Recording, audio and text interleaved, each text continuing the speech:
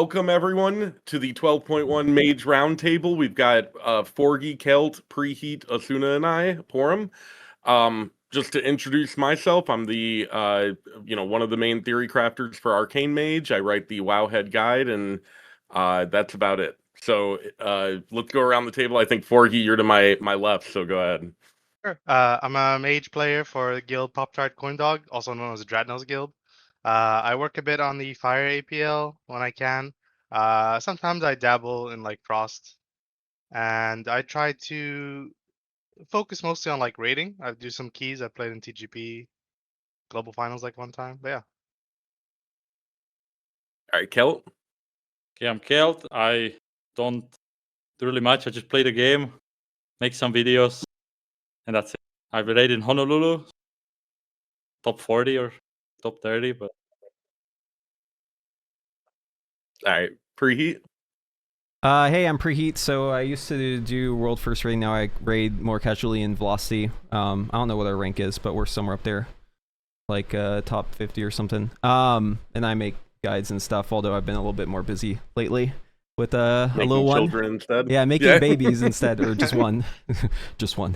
But yeah, hi. All right, Azuna.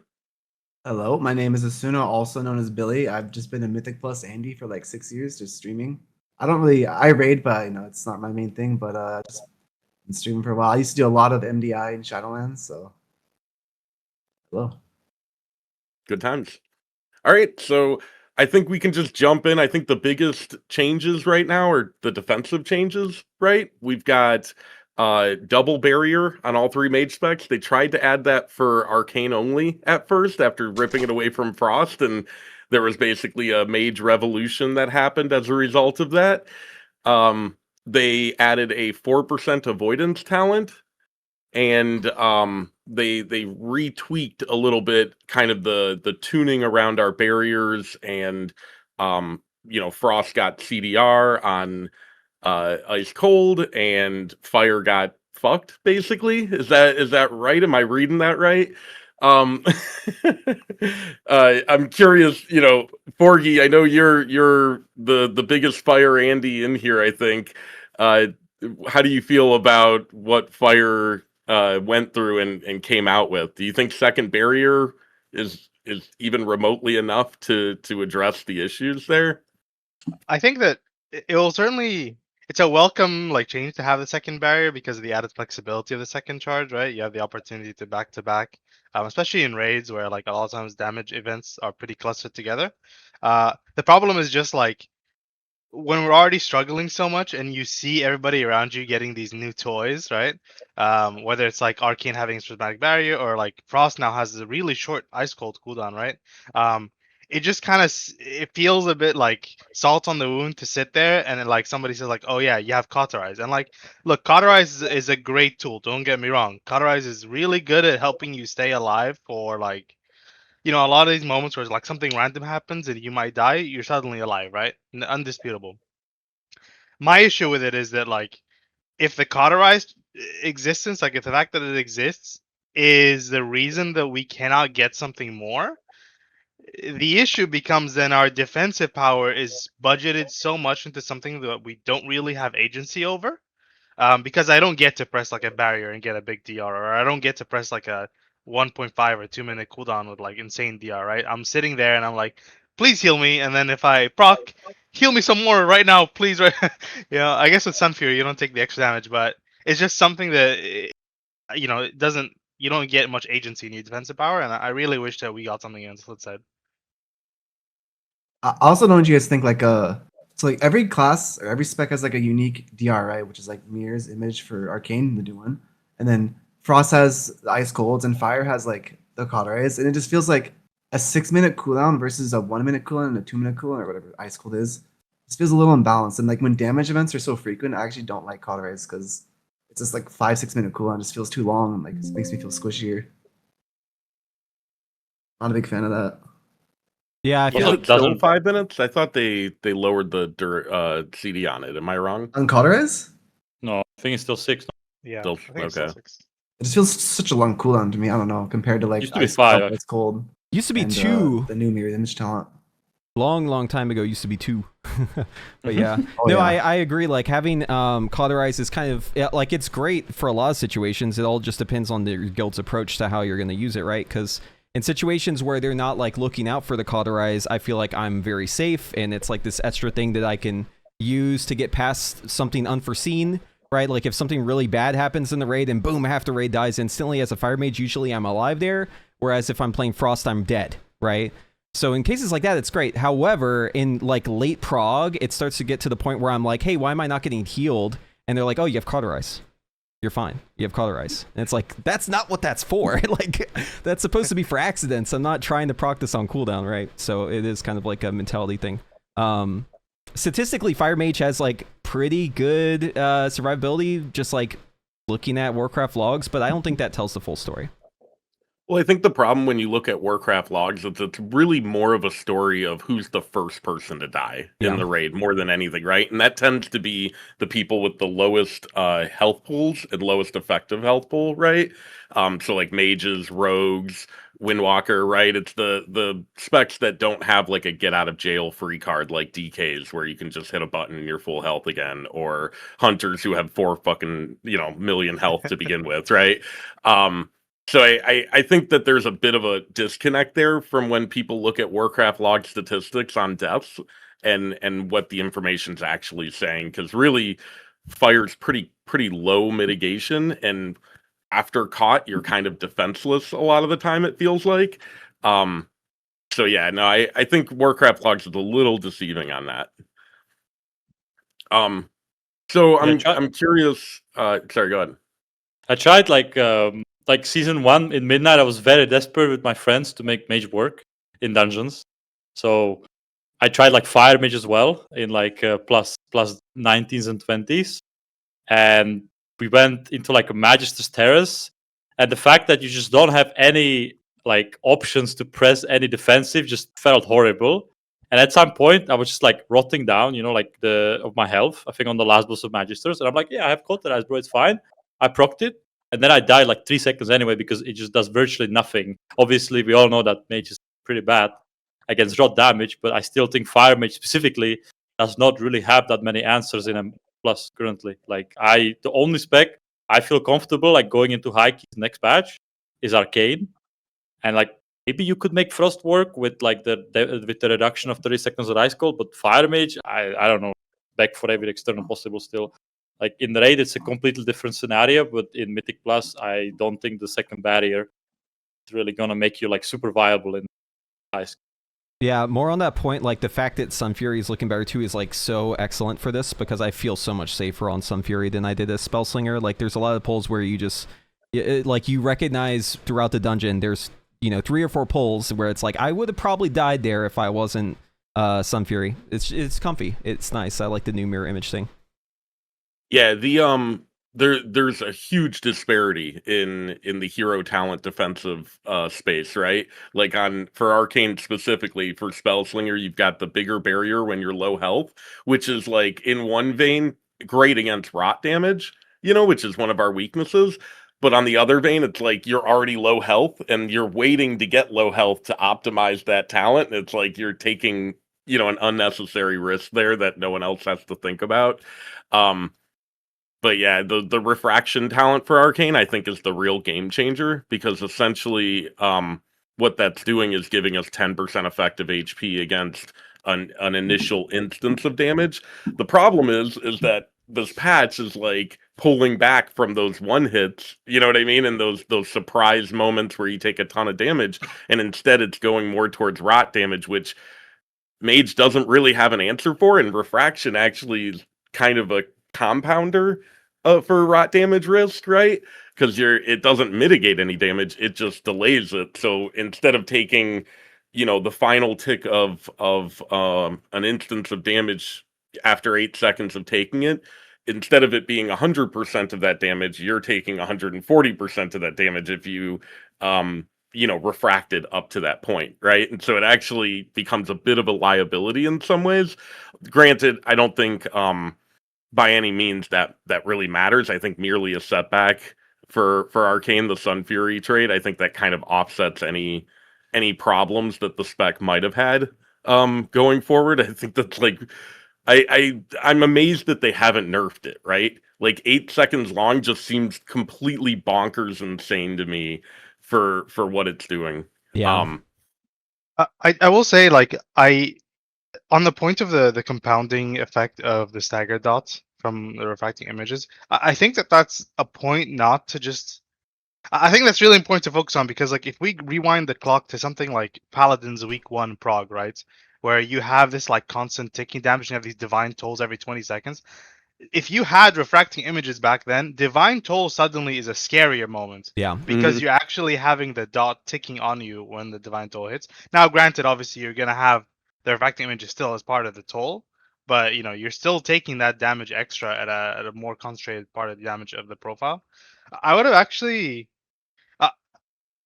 Maybe this is a hot take, but I actually would have preferred if like images was not part of it, and instead it was something like barrier would just cleanse the dot that you had, and it was just like the flat 10%, and you know you press barrier and it cleanses any dot you had. Just make it turn off during mirrors, you know? Like that's yeah, what... or that, yeah. Yeah, make it go to your mirrors. Yeah, I think Shit, that's the scariest thing with mirrors, right? Is like you could in a feasible way, if you pop mirrors at the wrong time and you build up the stagger pool that then bleeds into a really dangerous scenario, you could actually be worse off than you were if you just didn't have refractive at all, right? Yeah. So it's definitely a weird situation. And like super early prog, like the tick time also becomes a big concern, because it's like the exact moment that you're getting hit, you have to be full health or else you're dead. So if it were to tick, 0.1 or at the same time, like GG, and that's just going to be somewhat random, I guess, that you're going to run into that depending on your distance, right? Because there's a travel time. So yeah, it's a weird way to do a defensive, I think. Mage like generally has this issue where there are defensives just like passively for just looking at, the damage that blindsides you, right? We're just so weak against that. We have such small effective health just like at a baseline. And I would have loved to see like more done to help that. I know they did a little bit with the AoE thing, but more always helps. But hey, versatility, right? Yeah. Dude, it was such a gut punch. Like the week after all the mage changes subsided, everyone was started crying about like Monk, which understandable because they're pretty squishy. Immediately they just got like 5% stamina, and then like another like some other defensive passive thing that they just got a bit more effective HP, and I'm like, why did we get all the like crack in the kitchen defensive, and they're just getting the simple fix that everybody's been asking for, I was pretty annoyed when we got the 4% avoidance. I kind of wish that was stamina instead, because I feel like we die to rot damage more than, and avoidance doesn't do anything for like what we actually die to. Yeah, like right now Arcane has so many tools to prevent the one shot, especially in Mythic Plus. You can just you have the avoidance, helps against that, but stagger helps a lot against one shots as well. Obviously the barrier is a big tool as well. Ice cold obviously as well. It's like we got like 50,000 tools against one shots, but only like a raw damage answer is kind of like alter time, but not really, because you have to alter back within like 2 seconds. We have a new tool for that, Khaelt. You just ping your health bar when it's low, right? Right. I will say on a positive / like, note, I guess, that I don't know how it is for M+, but on the final raid boss, it's a very common occurrence that like the background ticking dot effect is whitelisted to work with avoidance. So that will actually work. That's like, I think that's been the case for like many expansions at this point, where it's always like avoidance works on the dots on the last bosses. So yeah, I would say that like 4% avoidance is also so small of a number for a subset of ability damage that you take. You know what I mean? That it's like, why'd they even do this? It's like one gear piece with avoidance, and this that's what this represents, right? It just doesn't feel like a very impactful change. And I have to wonder, like, when they first did it, did they think we were just gonna shut up about the defensive problems because they gave us 4% avoidance, right? Another one too is the realignment change, the temporal realignment. So they took a 0% pick rate talent and made it worse. You know what I mean? Like, what's the logic there? Yeah, I think they're just being punished at this point for having good defensives for so long. I was thinking at the temporary realignment, like, I don't know, it like Loki feels seems. I never tried it. Seems a bit better against like raw damage a little bit because like the healing is staggered, so there's like constant, but it's like just 30%. It's really nothing, and you still want to be in control of your altar time in 90 cases. So. And you're giving up a shimmer charge, right? Like Yeah, the you're more right about the that. thing for me is like more than half of my altar usage is to refund shimmer really quick so I can not die to movement problems, right? Yeah, I actually, sorry, Forgy. I analyzed some of my logs this last prog because I was trying to like get a feel for that. Because yeah, I often will do the double altar to get a shimmer charge right, but like a lot of the time I'm actually using altar time, and it turns out like over 60% on the poll I analyzed, over 60% of my shimmers that I got throughout the entire fight were from my altar time coming back, and I wasn't using it for blink. Right? I was just using it for defensive, but it was just passively always giving me a charge because I always had a charge missing and the cooldown is so long. Right? So like I think it's going to be overwhelmingly hard to play the class if you choose that talent because you're just going to have like less than half of your blinks. Yeah, I tried it in Mythic Plus in Season 1, and my brain could not adapt to the fact that it's not giving me Shimmer Charge. Sometimes I was just like double click it, I'm like, wait, where is it? Obviously I'm running that talent. And when I was trying it, it sometimes didn't feel like it really triggers correctly. I don't know if anyone you like looked into the science, but if there was like a damage event which brings me like into 30%, and then instantly like I get like a second overlap within like 0.1, I would like die anyway, and I would not proc it. It was very buggy, but I didn't really bother like talking about it because no one uses that talent anyway. Oh, gotcha. Yeah, I think heal absorbs too. Like, there's a broader discussion about altar time. So there was a change that they made like last expansion, I believe. It was a PvP change because of how the the healing reduction that happens in arenas, like the dampening or whatever it's called. That effect, right? It's supposed to reduce how much you get healed. Mages were not being affected by this because altar time isn't technically a heal, right? It's returning you to that health. So the change that they made is they made it so that it now is affected by heal absorbs and by healing reductions. So you've got this weird situation where the spell actually suffers from two downsides at once, right? Because in one case, if you have low health and you use altar, it doesn't work as a heal because it brings your health down. However, in the positive case, it does work against you because it is absorbed by the healing absorb stuff and it is reduced by healing. So the spell doesn't really know what it is. Like, is it a heal? Is it bringing your health back? It only decides on the worst outcome for you, basically, in either case. So if you ever have it like where you use altar time and then you're at full health and you use it again, you die, more than likely what happened there is there's some form of heal absorb that basically ate the whole thing. It is funny. I've never contextualized that quite that way, where it's like, yeah, altar basically chooses the worst possible outcome, and that's what it's like. Yeah, that's what you're getting. Yeah, I think altar's a weird spell in general too, because when you think about effective health pools, right, it doesn't provide any defensive value on its own, right? I think for Arcane with refractive images, that's going to be less of a problem going forward, but I think for Fire and Frost, it still holds that big weakness, right? Okay, so I think we've beaten the defensive Kane a bit hard here, so maybe we can check in on some Frost Mage problems. So I know the Frost tier set. Actually, Billy, why don't you walk us through some of the Frost changes? Did anything really happen other than just like added a tier set? I guess they nerfed the 2-target by like nerfing the Splitting Ice and the Fractured Frost, right? Then just like give us they more bombed buff, right? 2-target pretty hard. Yeah, so they to just be like fair, nerf, it was like 2x in 2-target, right? It was pretty insane. Yeah, I mean, there's a couple fights this tier where like Frost was going to look completely insane on, and so they touched upon that by just nerfing the 2-target. But I feel like other than that, like nothing really changed. Like they just like Arcane got all these changes. I don't think Fire got much. I don't remember, but like Frost, I feel like we didn't get much. Because like it feels like the same spec still. Just maybe you're playing Frostfire now because of the tier set, but like Spellslinger feels almost the exact same to me. Yeah, I mean, when I was playing PTR, and at some point, like at the beginning, you just saw the Frost Mage, they nerfed the burst, and they like increased the damage to make up for nerfing on the burst. And then Frost Mage got absolutely nothing for the entire PTR cycle until the 2-target nerf a week ago. And same thing for Fire Mage. Like Fire Mage, I think just got like they nerfed the Apex. Okay, so they nerfed the burst. and then you just saw like these like small percentage changes to overall like aura buffs, which just tells me that they don't really care about these specs this patch at least. At least that's the impression I'm getting. Yeah, I feel like Frost is a little abandoned in my opinion. At least like Spellslinger, just like they Like, gave the us a fact tier that- set and that was it. Yeah, like the fact that they haven't like really fixed Blizzard, like to the point where you're like really spamming it, or it's like doing a tremendous amount of damage Mythic Plus, very puzzling to me. I'm not really sure if it's pressing it. I know in season 1 it wasn't, but I feel like the spec is really a little bit abandoned.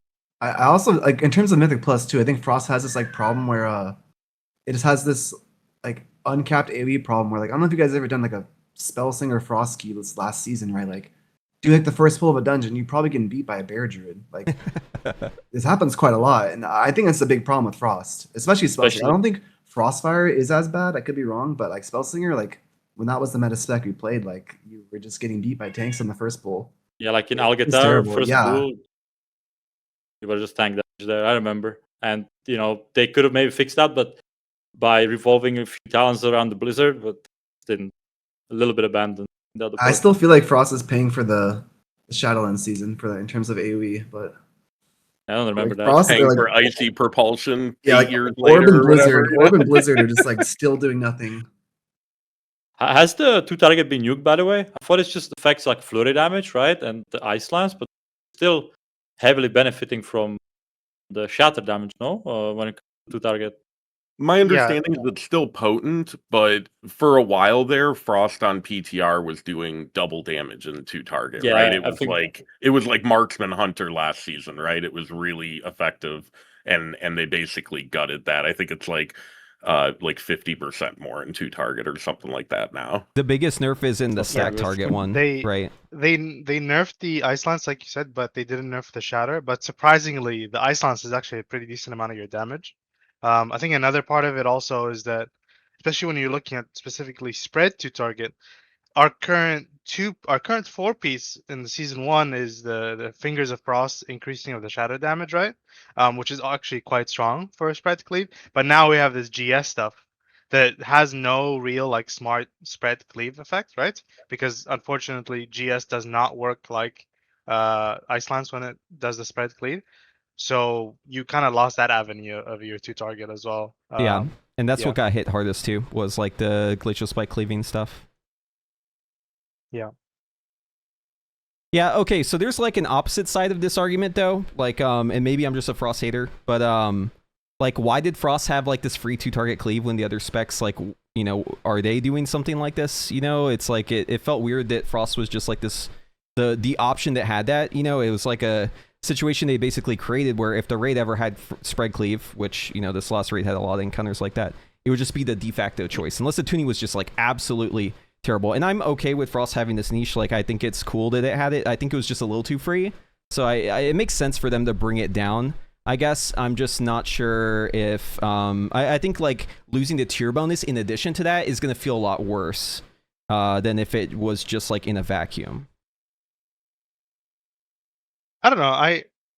I mean, I know where you're coming from when it comes to like a inter-spec parity of our class, but I do like coming up to a new raid and being like, oh, this is the 2-target fight, but like Frost is slightly weaker than Arcane on single target or something.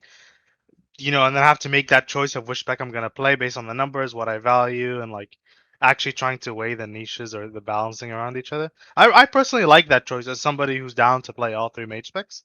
So I am sad that like they did lose that 2-target, and I do wish that they did have that niche. Yeah. Yeah. No, I like it too. Like, but my version that I liked the most was when it was the stack cleave version, and it was really potent, right? Because I feel like when they make it spread cleave, they have to water it down a bit, because otherwise it ends up being like too good. And they've obviously knocked this or like done this thing against everyone who has spread cleave with this most recent pass, right? So like I feel like that kind of puts it into a situation where it can't really be a full niche because it's like too potent. So I think the spread cleave for me was more of the point of contention. I mean, yeah, you're not wrong. I will say though, I do think it's a bit unfair to put Frost spread cleave powers compared to like the Boomkins and the Shadow Priests. Maybe not the Warlocks because of the fact that like those spread cleave classes are not purely to target, right? Whereas I guess Destro and Frost Mage actually is. But you know, you're looking at like one-armed bandit. Like Frost Mage is not gonna be doing as much damage. Okay, maybe one-armed bandit's a bad example actually, because only 2 ads mattered. But you get the point, like a council fight with 3 spread targets or 4 spread targets or whatever. You know, there's an important distinction, and I think it's fair if Frost and Destro are stronger on 2 targets. I don't know. I liked it a lot on No, I think Valgor and the big Ezreak as drawback. well. I think the big drawback for Frost, though, when you compare it to Destro, is Destro can pick its second target. Frost is just kind of, you know, out of its hands when it comes to the Glacial Spike. More Glacial Spike centered Frost, right? With Ice Lance, you could, you know, flurry your off target and direct that with freezing stacks, but with Glacial Spike, you're basically just hoping that the game decides on the right second target and that second spike doesn't go hit some random bullshit 10 HP ad or something in the corner, you know what I mean? Yeah. Well, Glacial doesn't even cleave something far away, does it? No, I don't it's think just it does, it's right? got to be like it's a right very next to close it. range. Yeah, Close. like Does it have to be the- super close? I thought it was a little bit far. I was testing this yesterday. I wrote it on the note because I wasn't sure. But the targeting of Glacial is actually smart when it comes to the freezing stack. So if you have 10 stack targets, right? And only your main target and one other has freezing, your Glacial will always pick the one that has freezing. So that's good if you're playing Okay. yeah. But like I said, it only works on stacked cleave. It does not work on something that's spread at all. Like 10 yards, boom, it's out of range. You know, like Yeah. it's just like Frostbolt and Flurry. I think so that sucks. I think it's also kind of similar to Ignite in the sense that like the mob's hitbox is also a factor, because sometimes Glacial Spike will like go, this is probably why you think this, like sometimes it'll just go way out of the way and you're like, what the hell? And usually it's because you're fighting like a boss the size of the room, right? Like it's having like this increased padding on its distance stick and spread. But I will say, I get what you're saying, like Demencius, right? Yeah. But I will say the gameplay is very novel. Like I really enjoyed the fact that I like it, because at first whenever you start playing Frost, you think it's out of your control. You just kind of see damage happening. But once you get good at it, you're like, oh shit, I can put priority damage on the 2 targets I want. I just have to constantly swap between them. And then it's even a damage increase, and it makes this fun little mini game that allows for skill expression in a way that a lot of classes don't really have. So like in that respect, I actually I did enjoy Frost this last tier for those reasons. It's still going to be a factor, obviously much less important now. Yeah, I agree. I really enjoyed playing Frost on Paladins and dragons, right? And just kind of tailoring and controlling where the cleave goes, right? Definitely felt like a higher skill ceiling. That's the only enjoyment I got of Frost Dispatch. Spreading the that's like the only like skill that I could really express. And I think with the new tier set, they're kind of addressing the fun aspect, because when I was playing Frostfire a lot in Mythic Plus, it did feel very fun. I like just having to react to the icicles, and then sometimes obviously you proc the 4 set, which I know they changed like the proc chance like 3 or 4 times. It procs a lot now, a lot more often than before, and that's, in my opinion, the problem that I had with the spec. Yeah, there was just like no RNG. With Arcane, you feel the RNG because you're getting like 50 Prismatic Bolt back to back, and that is fun. And with Frost now, you will feel it. You're getting like 50 Glacial Spikes back to back. It's gonna feel good, yeah. And you're like proccing set as well, giving you the icicles. So I like Frost now. I'm kind of satisfied. I really enjoyed it. And this Fire just depressed now. Yeah. Yeah. Look. Yeah, I'm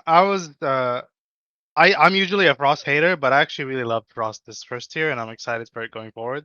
I think my favorite fight was like Saladar actually on this tier playing Frost, because like you have this like Ray of Frost, right, which gives you CDR on your orb, so you can make decisions about how to time your orb, right? Like the example I always give is like if you have ads in 20, orb is 30 seconds. If you don't touch your Ray, those will line up. If you touch your Ray because you're like, oh, the priority tells me that I should, suddenly your orb is going to become way earlier. You get your 2 fingers before the ads even spawn. Like you lose so much damage. Yeah. So it's like, thinking about these things and like thinking about the timing, and then like you can even control like stacks like, oh, I'm going to burn my stacks on the prior target, flurry an ad, and then target another ad, and then Fingers of Frosted, so that both of them hit ads, and then you get all these AOE explosions going on. And it's like there's a lot to think about, and it's really enjoyable. And I found myself actually enjoying the practical application of Frost, I suppose, more so than the baseline rotation. Which is something I've missed in Midnight for all mage specs, to be honest, because it's just for a lot of our specs, you just kind of go in and you do your rotation. The most you can do is okay, I'm gonna hold my cooldown 10 seconds. You know what I mean? It's yeah. I think that's kind of a problem across Midnight in general. Is a lot of the skill ceiling stuff that we've been used to between Legion and the War Within has kind of all been neutered a bit, right? And I think Arcane is probably the poster child of that, going from War Within Season 3 to what Season 2 Midnight is going to be, right? Season 2 Midnight, so we can transition to Arcane here. I think that's probably fine, unless anybody had any follow-up on Frost they wanted to mention. I just want to say that the target cap is a big problem. That's it. Carry on. Yeah. Yeah, I think I for what it's worth, I agree with Khaelt. I think Blizzard, and this is a broader topic, but I think Blizzard, Arcane Explosion are iconic mage abilities and shouldn't be left to wayside. Just my personal take on theme there. Yeah, the effects of Legion's whole thing about making everything tied to your spec instead of your class, it's been horrible for the class fantasy, if you want to use that term. Mm-hmm. Okay, so Arcane got a major rework. We lost our old Apex talent, Touch of the Arc Mage. That was a talent that boosted Touch of the Magi's damage a ton. Now Touch of the Magi is very lukewarm. It only stores, I think, 20% of damage dealt during its duration, which is 12 seconds. So you're basically getting, 2 more spells out of Touch of the Magi is essentially the math on it. It was replaced with a new Apex talent called Prismatic Bolt. It is a spell that replaces Arcane Blast and does a absolute truck of damage. It is pretty much responsible for most of your throughput in the next patch, and as a result, most of the gameplay has been watered down to, does this make Prismatic Bolt more likely to proc, or does it make it less likely to proc? And you basically always pick the first of those options. There's no more pooling, right? We no longer enter combat and build up 20 stacks of salvo, because that's a waste of time. It doesn't get us to barraging quicker. And yeah, ultimately, another huge change too was Orb Mastery was butchered. They removed clear casting from it. They nerfed the damage output from Orb in general and reduced the salvo stack generation of Orb. As a result, missiles has become the front line for your base damage, and kind of implicit within that is that Spellslinger is completely garbage now.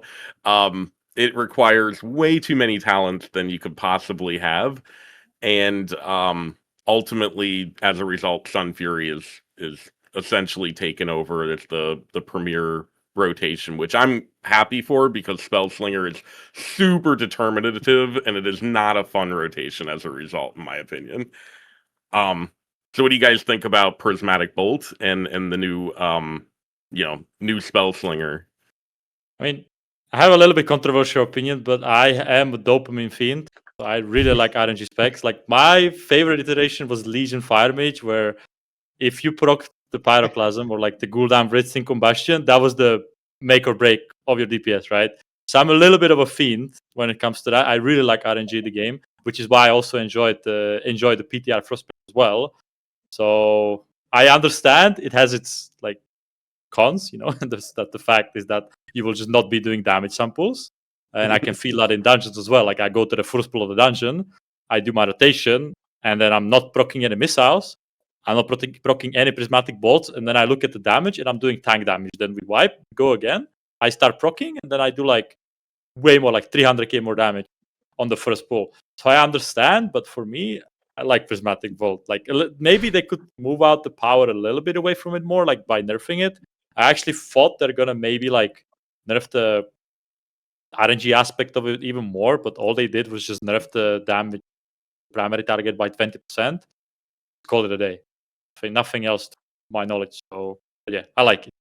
Do you think that that's a problem of viability there, that could impact that? Because I know in the past, specs that had a huge amount of RNG skew, occasionally that was a filter for them in M+ scenarios where you kinda need your opener to, you know what I mean, to actually kill the pack, right? Or to wipe in some high key instances, right? Nah, I think I have the example of, wasn't MM in Mana Force like super high variance? Like MM Hunter had Yeah. like one of the Yep. highest, and people still played it. But I don't think it's gonna be that big of an issue in Mythic Plus. Like I can definitely understand where you're coming from, but I don't think it's gonna like make or break the key. Like if Arcane Mage is strong, which it looks like in M+, you will play it regardless, even if the variance is So there. like as of right Mhm. now, you can In raid. still carry a P-bolt into the key, at least, right? They might they're probably gonna change that, but like at least you can have one, right? Also, Sunfury, I feel like the RNG on it is much better, and it has to be, right? Because you have a higher maximum stack of salvo, so that means that your percentage is higher. I don't know if it's just a Feely crafting or if it's actually supported by the data, but generally speaking, when I play Sunfury, I get less pissed off about having those bad streaks because it feels like they happen less, but it could be in my head. No, you're absolutely right. Sunfury is a lot more regular in its proc rate. A lot of that isn't due to the higher salvo stack cap, though. It's due to the more clear casting procs, right? So you've just got a quicker cycling of the salvo. You also barrage more as Sunfury because of the stipulation that you can barrage on lower salvo stacks rather than having to always chase that 20 cap. And so as a result, you just get more RNG chances, more chances to proc, right? So no, you're definitely seeing it correctly though. Oh, there was something I wanted to bring up too. Oh, go ahead. You first. No, go ahead. Okay, so I've seen a lot of people, this is like always what happens in PTR, right? Like last second something gets changed or if a bug is fixed and then everyone's like, oh, how have these guys been sandbagging? Can you believe these Arcane Mages? They've been sandbagging Sunfury the whole time. And it's like, hey guys, I just want to remind you that meteorites weren't giving you clear casting before. And you know what's really important for Arcane? Something that maybe the entire tier bonus is built around is clear casting, right? I've seen a lot of comments like this online, people saying that like Arcane Mages are sandbagging, Sunfury sandbagging. I just feel like it's important to bring it up because this is a relatively new thing. It was 7 days ago that they fixed this, and then there was another bug that made it so overpowered missiles was too powerful, and that's been fixed too. So yeah, if you're seeing like these things and you're accusing folks of like hiding stuff from people, which is a weird thing that people always do, just know that like we're fixed now, right? They kind of unbricked the spec, so. Sunfury is a clear outlier in terms of like how potent it is currently. I don't know. Maybe we can discuss more on that. I don't know if you want to go into tuning. Is it a hot take that Prismatic Bolt is like enjoyable? I thought that was the common take. I thought that was the cold take. Because I love this is one of my favorite Arcane iterations ever. Like this is my top 5 for sure. Like for sure. As far as the rotation goes, I fully agree. I think this Yeah. is the most fun Arcane rotation we've had. I think Burst still feels really lukewarm compared to like the more sequentially like nuclear launch codes we had in the past, right? But I do think that the rotation itself is just a lot more engaging in general, right? Yeah, it reminds me of like, I mean, my favorite iterations of Arcane all have the exact same theme, and it's always been the exact same vibe of gameplay, where it's always like it was. Now I'm forgetting. I don't know if it was Midnight. I think it was the War Within season 1. Sorry, Season the War 2, no? Within beta, the first batch, and then it was like the War Within season 2 and season 3 in Keys. It's this gameplay where you're like constantly having these 3 different procs, and they're all driving your ability to barrage, and it's like a gamba, right? Like I can barrage because I have Aether. Oh, I proc to Orb Barrage. I can barrage again. I can barrage again. Yeah. Okay, I can now spend my Aether. Okay, I can barrage again. I can have an Orb, And it's like you're balancing all these 3 things. Now it's like, I will admit it's not as fun as those because of the fact that like, okay, I have clear casting, like, or I have P-bolts. But because P-bolt feels so nice and like it just feels good, it does a lot of damage. It is pretty enjoyable for me, the gameplay. So yeah, I'm surprised that it's like, I guess, is it a hot take? Like, what are you guys? I guess like Preheat and Billy, are you guys favorable or? But, So- I mean, I think Mythic Pluser here. I think I love Prismatic Bolt. The RNG it swings a lot, but it's like I like buttons that feel good to press, and Prismatic Bolt just feels amazing to press. So I've been loving it. I've been spamming a lot of keys, so it's been super fun. No, I'm not a hater here. So I'll preface this by saying I love Prismatic Bolt, like how it feels whenever you actually are able to cast it, because it's like this dynamic puzzle solving where you're like, how do I get to the 4-charge barrage? It just adds another avenue for that. It's fun to get it right. It's fun to try and like carry it to the next pack if you can, stuff like that. So like for those reasons, I love it. I love it when it's proccing too. I just the one thing that just kind of always rubs me the wrong way is whenever you have like these really, really unlucky streaks, which I know are just gonna happen if it's truly RNG, right? It's like a very normal thing to have like a very unlucky spree. Those feel really bad. You have really low lows, really high highs, but overall the shift to Sunfury making it more consistent makes it a lot more fun. And this version of Arcane, I'm enjoying it quite a bit. I don't know if it's my favorite. I would say probably Kyrian Arcane back in Shadowlands. That was probably like my favorite iteration of Arcane. And then probably the War Within Season 2. Or probably during the PTR, actually. One of those. There's like 40 different versions of Arcane during the PTR. So who knew? One of those, right? Yeah. Yeah, overall, the gameplay is fun. Like, Arcane has been very fun. For me, I'm the same. I like it when you have like those really punchy barrages and you have like a lot of things that you're reacting to. It's a lot of fun that way.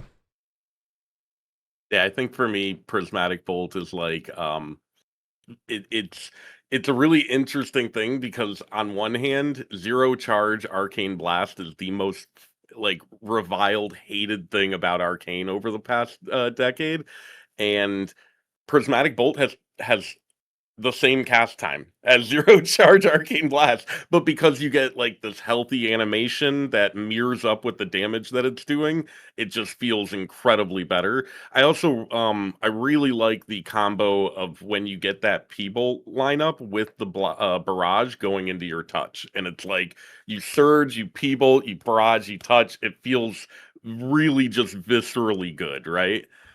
So I have to admit, I hated P-Bolt when they first added it. I was like, this is gonna be fucking terrible. It's gonna be an RNG nightmare. And to a degree, some of that is, accurate. It is a bit of an RNG nightmare. It's really funny when you run like a 5,000 iteration sim and you can see our burst windows and everything looks relatively normal, and then you run a single sim and it's just chaos because it's whenever the sim procs P-Bolt that it does damage, right? Over averages, burst matters, but in the anecdotal, you kind of just get lucky or you don't. And that'll probably frustrate some people, I imagine, who want a more stable damage profile, and in some ways that might actually frustrate some of us if there's like a specific ad that we're the killer for. It would really suck to wipe because hey, I just didn't proc, guys, sorry. So I was a little happy when they toned it down in some of the later PTR where they were like they nerfed it 20% or something. I was hoping that would come with a commensurate touch of the Magi buff. I think that's probably the only thing I feel that Arcane needs right now is touch of the Magi to be a bit more effective. Other than that, I would say in general, good rework. It's kind of amazing to say that. I haven't felt that way in a little while here, so it feels really good to say. I do wonder if there's any plans to double back on spells like Blizzard and Arcane Explosion that have been just completely left behind by the hero talent system since the War Within. I miss the bombs. Flaming Bomb, Frost Bomb, all that shit. Nether Tempest. What was it? Fire Orb? Yeah, Nether Tempest. Flame Orb. Fire Fire Orb, Orb. and like Ragnar and Cataclysm. Yeah. No, it's crazy though. Like casting P-Bolt gives me the same feeling as it was like whenever you were in like God, I'm old as fuck. Kata Arcane. Like whenever you're like getting that really juiced up like first Arcane Blast, like right after you set up everything, like I don't know, the spell just feels really good, and it's the kind of spell that like you will get a rush from like greeting the cast, right? Because it's like it's worth it, And there's not a lot of spells in the game I feel like that are that way. Like I wouldn't feel that way about a Pyroclasm Pyroblast, right? It's just not going to hit the same way as a P-Bolt. Yeah, I think like the Prismatic Bolt brought back for me, the spec identity of Arcane in my mind. as like somebody who's played for like a long time, has always been Arcane is that spec that like you cast a long cast, but it does so much damage in one hit. Like I remember it was Cataclysm pre-patch. They did something with Arcane, and your barrage just started to do 2 billion damage. Your 4 charge Arcane Blast started to do 2 billion damage, but it like destroyed your mana as well. But like those were really nice moments. You know, you like do this cast, and it's like this really punchy moment. And I feel like Arcane has not had that for a very long time. Like the closest thing was like 4-stack Radiant Spark, like with all the stars lined up, like that. But also like there's something different about it being a separate cast compared to the Arcane Blast you've been pressing your whole rotation. You know, that's something that I really value. So yeah, I love Prismatic Bolt. I think the only thing I'm sad about Arcane, the only reason it's not perfect is I don't know about you guys. I hate that Orb Barrage is salvo based and not charge based. Dude, that's such a like dopamine like reduction. Like the fact you can't chain Orb Barrage back to back anymore like you used to. Oh man, that is Cha-ching, the cha-ching, cha-ching. yeah. Oh dude, that destroy like my dopamine receptors have been fried since like those days, but God, I miss it. Yeah, Orb Makes you think. Barrage rework in Midnight was definitely a negative, and it still seems to be that way no matter how you cut it. Especially because like in those moments now when you spend Barrage, you get an Orb Barrage proc, it means nothing because you're Yep. casting missiles on your next fucking GCD anyways, and it refunds charges, and it's just like the Orb Barrage was just a little bit of extra damage, and it lacks that dopamine that like Legion, later parts of Dragonflight and the War Within had, where it's like you just, you know what I mean? Like it just Yeah. felt so fucking good. And then you didn't proc it, you just out to get back up, 8 to the tournament, and then Yep. did, which makes you Just think weep a little. like how did like Arcane specifically go live like that into season 1 of Midnight? Like if you put it into comparison, like season 1 and season 2, Arcane got like double the amount of defensive from season 1. Like season 1, Arcane Mage was completely mobile. You could not play that in majority of the raid fights because the only mobility ability you had was Orb, and I was like extremely RNG and maybe Barrage. And if you would want to Barrage earlier for charges or like for movement, you were just losing so much damage, you're losing your 5 salvo, and then it wasn't really even good at anything. So I always felt that like the only really playable more or less spec in season 1 was Frost, and Arcane was just not really doing anything besides dying. Fire Mage was like the only strength it had was like kind of like the 1-minute CD, but besides that, it's been pretty useless as well with the defensives. But at least it had the movement. So wanted to put into comparison like what the fuck were they doing in season 1? Yeah, Like, dude. Playing Arcane season 1 and you like go to the Orb Barrage build, or not Orb Barrage, Orb Mastery build, or what the hell it was called, like the where you like orb per your clear casting, and you have to walk to like dodge a mechanic. Your character is just walking. Like that's one of the first times in years that like you're walking and you feel like you can't do it because spending a barrage is no joke. You're dumping your charges. You know, it's not free. You know, an orb is 1 GCD, but it's also your spender that you have to do for clear casting at specific moments. Like that was, oh my god. Like I remember watching I was watching clips of Fired Up playing Arcane on Laura after the fact because I was like, I wonder why. Like why did he feel like he maybe wanted to try it? And I remember watching a clip of his P2 and like it was time to spread and you just see his panda waddling, walking around doing nothing sometimes, and it's like, bro, this looks like the most miserable thing ever. I remember Yeah. I was trying to make Arcane Mage work also in M+, and I ran into the mobility issue, so I was like, okay, I hate just walking like a panda, so what do I do in between? So I like started like pressing fucking like Supernova on like the first boss of Midnight Spire when you need to move in the circle. Then like when I had no Supernova, I started using like mirrors for damage, and if I didn't have that either, I just like pressed Cone of Cold at least something, because you didn't have Arcane Explosion. Like Arcane Explosion is the button that you spam when you have nothing else to press while moving. But you had Arcane Pulse, which obviously we're not playing now because I don't think we're playing it even on AoE. We can get to that, but like you really had no options in season 1. At least now you have the missiles and you can move with the Arcane Explosion. Right? At least like fish for something. It feels like such a quality of life downgrade to take the talent. We're not playing Arcane Pulse, right? Right? We're not playing Pulse, right? Pulse? No. No, okay. So that was another thing. I don't think we mentioned that, but Pulse was reworked. So just to lay out some history here, right? 12.0 Pulse was introduced as a replacement to Arcane Explosion. It didn't really hit that well. It had a longer cast time. It kind of felt like ass to cast. They changed it to mirror Arcane Blast, essentially, where it has the same cast time, same charge interactions.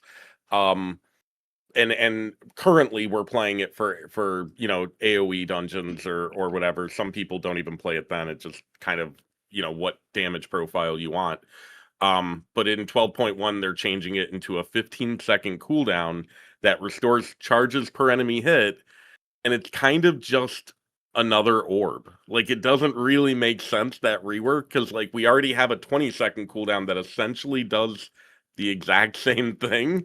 And it's just, I don't know, I've been scratching my head about that one, because you're not only getting something that's kind of duplicitous in nature, but then you're also giving up Arcane Explosion, which is your OGCD, or not OGCD, but instant cast mobility spell. Even though it sucks, it's still something to do during movement, right?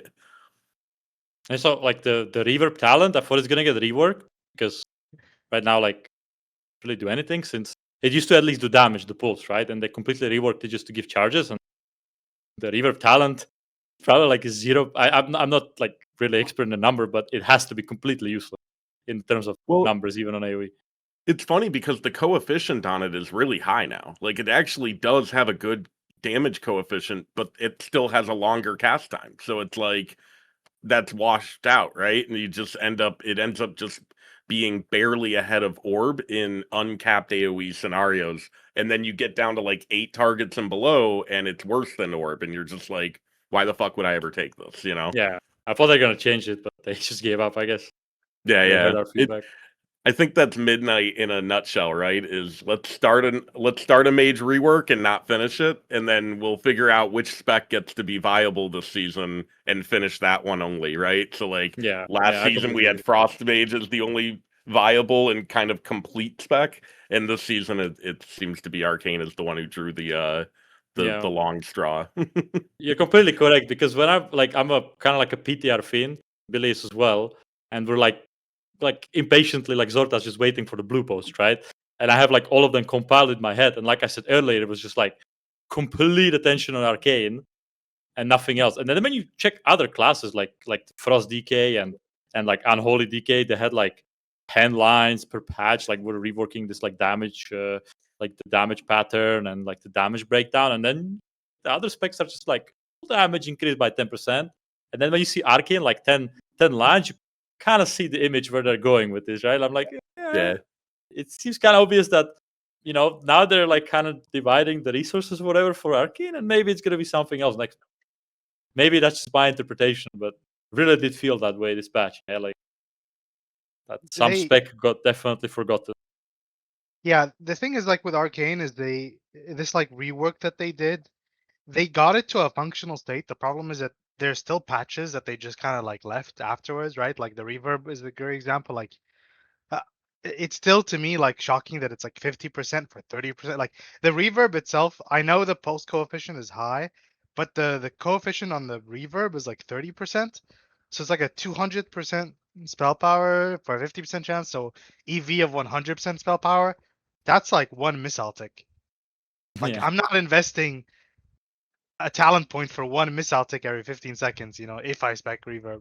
And then like you have all these other talents, like Mana Bomb is like the most question mark talent ever. Like, yeah, my pulse does a bit of damage extra. Like, even Energized Familiar, like I know it's been strong for a while, but it's still questionable. There's always like these random points, and I think there's something about Illuminated Thoughts as well that doesn't work right. I don't know about the details, but it's like bugged or non-functional or. It is misrepresentative of what it does. Okay. That's an easy way to say it. It's a little complicated. We haven't figured out everything with it, but it's definitely not working exactly as it says it does. Right. There are some caveats there. So like Energized Familiar, for example, that's one that I'm actually, for the most part, okay with, even though it is kind of a whatever talent. It at least has some interactivity with a hero talent, right? The attuned familiar in the Spellslinger tree. the problem is they build stuff like that and they don't honor it on their own end, right? So now they've rebuilt Spellslinger in a way where you can't even take the familiar talents anymore. So they've killed off any usefulness that Arcane Familiar and Attuned Familiar in the Spellslinger tree had, because Spellslinger has to take missile talents to cleave, it has to take resonance, and it just doesn't have enough points to pick up all the shit it needs now. And so now you have a situation where Sunfury and Spellslinger are trying to do the exact same builds, but they just don't get equal value from everything, and so you end up with Spellslinger being significantly behind as a result. On the topic what Forgy was saying, there's also that one talent called, it's like, it has like that chalice, I think it's overflowing something, like the one which increases your pulse damage and Arcane Blast. I tried to make it work so much in season 1 because Pulse was doing so much damage, but it was never good. So like that's just like on the topic of the useless talents, that, for example, like if I look at like Frost and the bottom nodes, I don't feel that way if I'm like playing Frostfire. Like Frostfire had that thing, right? Like in PTR where you were just like giving up Apex talent because you wanted every single fucking talent there was. But like, because they're all good at the bottom, but Arcane is just like you have useless talent at the bottom, then you have like some useless talents in the middle. I don't know. Feels like they should maybe change that a bit. Like I definitely like the Frost Mage talent tree probably the most because it's like fleshed the most. Don't even get me started on Fire. That's some hot dog shit. But I do like the Frost talent tree. The only thing I wish that they would change there is the 3 Blizzard talents I think are bad. So, but yeah. Yeah, I think the chalice is an interesting. I think like Arcane has keystone talents that are interesting by concept, but are not backed, or they don't have the ability to like build around them in any way. Like this chalice point, too many of the other points are strong. So like if you want to think about this like overflowing insight point, right? You're like, okay, well, how do I support this? Maybe I want to take like mana adept, or I want to take like evocation or something to support maybe like a heavier mastery build or something like that, right? But you have all these other points that are really strong. Mana Adept or Evo is like way too expensive to get. There's just no possible way to get that one. So suddenly this whole like decision like tree, like the branch of the decision tree of going that chalice point, it just gets chopped off, right? If Adept was somehow more available, then maybe you could build around it. But I feel like this is a common trope of Blizzard, where they give you these options to build around in theory, but they don't actually give you the real avenue to like build around them in any way, right? There's just one super ultra dominant choice, and that's it. You just have to take those. Like, how do you play a missile? How do you play a missile build and not take overpowered missiles? Like, the talent is way too powerful, right? Like, at least as far as I know. And also, where does charge missile come into the equation? Like ever? Right. I forgot that exists. It's so janky and weird to play with. But you would never play that, right? Because just high voltage makes you do more damage, right? For the missiles. Yeah, so, like charge missiles, they only make sense. Damage-wise, they're actually pretty similar. The problem is that one eats charges and the other gives them. Yeah, I mean, you know what I mean? Like the damage can be equal, but when the input is different, it just doesn't make any sense to choose the Kiss Curse version of the talent when the Kiss is the same as the Kiss version of the talent, right? Just completely nonsense. It was 80%, I think, at some point, like the beta, and then they just like drafted 40. I don't know if it's like because of PvP it will be strong or something, but yeah. And also on the topic of overflying inside, it's definitely very useless right now because Pulse is dead, right? And Blast. Yeah. That was an interesting thing to me. Like, I don't know why they made it so that Prismatic Bolt isn't buffed by any of the talents that interact with Blast or Pulse, because it's like now you've got a ton of Blast and Pulse talents that are super dog shit, right? Like Overflowing Insight last tier might have been somewhat reasonable to take if you could support the mana spend for it. But in season 2, mana spend is completely irrelevant, and it's actually worse than it was last season because P-Bolt doesn't benefit from the damage percentage on it, right? So it's just it does feel like they pretty much identify like which build they want each spec or hero spec to play, and then everything else gets really half-quarter support. You know what I mean? Especially true with these tier bonuses, like the Pyroclasm thing for Fire. It's like, yeah, we want you to play Pyroclasm, this talent that no one has played up until now, except for maybe like a small handful of people. On the topic of the capstones for Frosto, that situation that you were describing with the not taking the Apex and going more, that's actually still true right now for Frostfire if you want to go for pure AoE. And there's a lot of weird stuff happening to talents right now. So like for Fire, it's like you're dropping 2 of the capstone talents to put them into just random bullshit higher up in the tree because you can't get anywhere else because of the structure of it, right? It's like you have to put in 2 for Molten Fury or the other one, like you basically have like these walls, right? And it's not worth it unless you can get the final one. So the talents just feel like extra cooked this time around. The playstyles might be good, but I think the talent trees have really kind of boiled down. And I don't know if they're really accomplishing the set goal for what a talent tree in this game should be. I feel like it would be more customization if you just had like the standard 3-row choices. But I don't know, it's weird. Yeah, I mean, ultimately, right, it doesn't matter what kind of tree they do. They just need to support the decisions that they make within it. You know what I mean? I think that's the bottom line. Because we had the 3 choice trees a few expansions ago, and they were just as lukewarm on actual choice and decision making. Because over time, they kind of pulled back on having support for various builds and kind of just focused on one build. And then in their defense, there's 40 specs in this game. Maybe it's not the entirely an irrational decision to decide, okay, we've got to, in order for balance to not be completely crazy, we've got to decide which ones are going to be good this season and which ones aren't. I don't think they necessarily do that, but I think I think at some point that's how it shakes out. I'm sure there's a certain point in the development cycle where they're just like, okay, we're in like control mode now, right? Yeah, where it's like, get it done. whatever is good, we just gotta make sure that it's not like ultra OP and like whatever is ultra like dog shit and has no choice at all. Like if a class has 3 terrible specs that is completely unplayable, maybe we need to buff one of them. But they're not gonna make like some sort of like rework or overarching changes to like change something big. They're just like controlling it a little bit. Unless it's Mage and a Mirdrasil, right? Yeah, And then just let all 3 be dog shit, The Rogue Glass Patch was like Rogue in season 1, like, well, what the hell is going on? Like that shit is bad. I mean, even like right now, like I'm actually learning Rogue currently just in case. And I've looked at like some of the notes and it's like, yeah, some of the changes are cool, but for the vast majority of the specs, it's just like aura buff or like the fire treatment that we're getting. All 3 of their specs are like that. It's crazy. Yeah. I think the latest tuning, I just like opened it and it was like sub, outlaw, and Asa got like some 10% buffs. And I just told my friend, like, if I saw that as a mage, I would like end the game. Like I would, that just tells you they don't really know what to do and they don't give a shit. Yeah. They're just in control mode, right? Like they just don't have time. They're just stalling for the next expansion. Yeah, exactly. Development cycle to like change something, but. Which on the topic of, sorry. I'll say that's kind of literally what's happening to Fire right now, though. Yeah. Like just random more of us, nothing. Yeah, else. just slap a 6% on there. It'll be fine.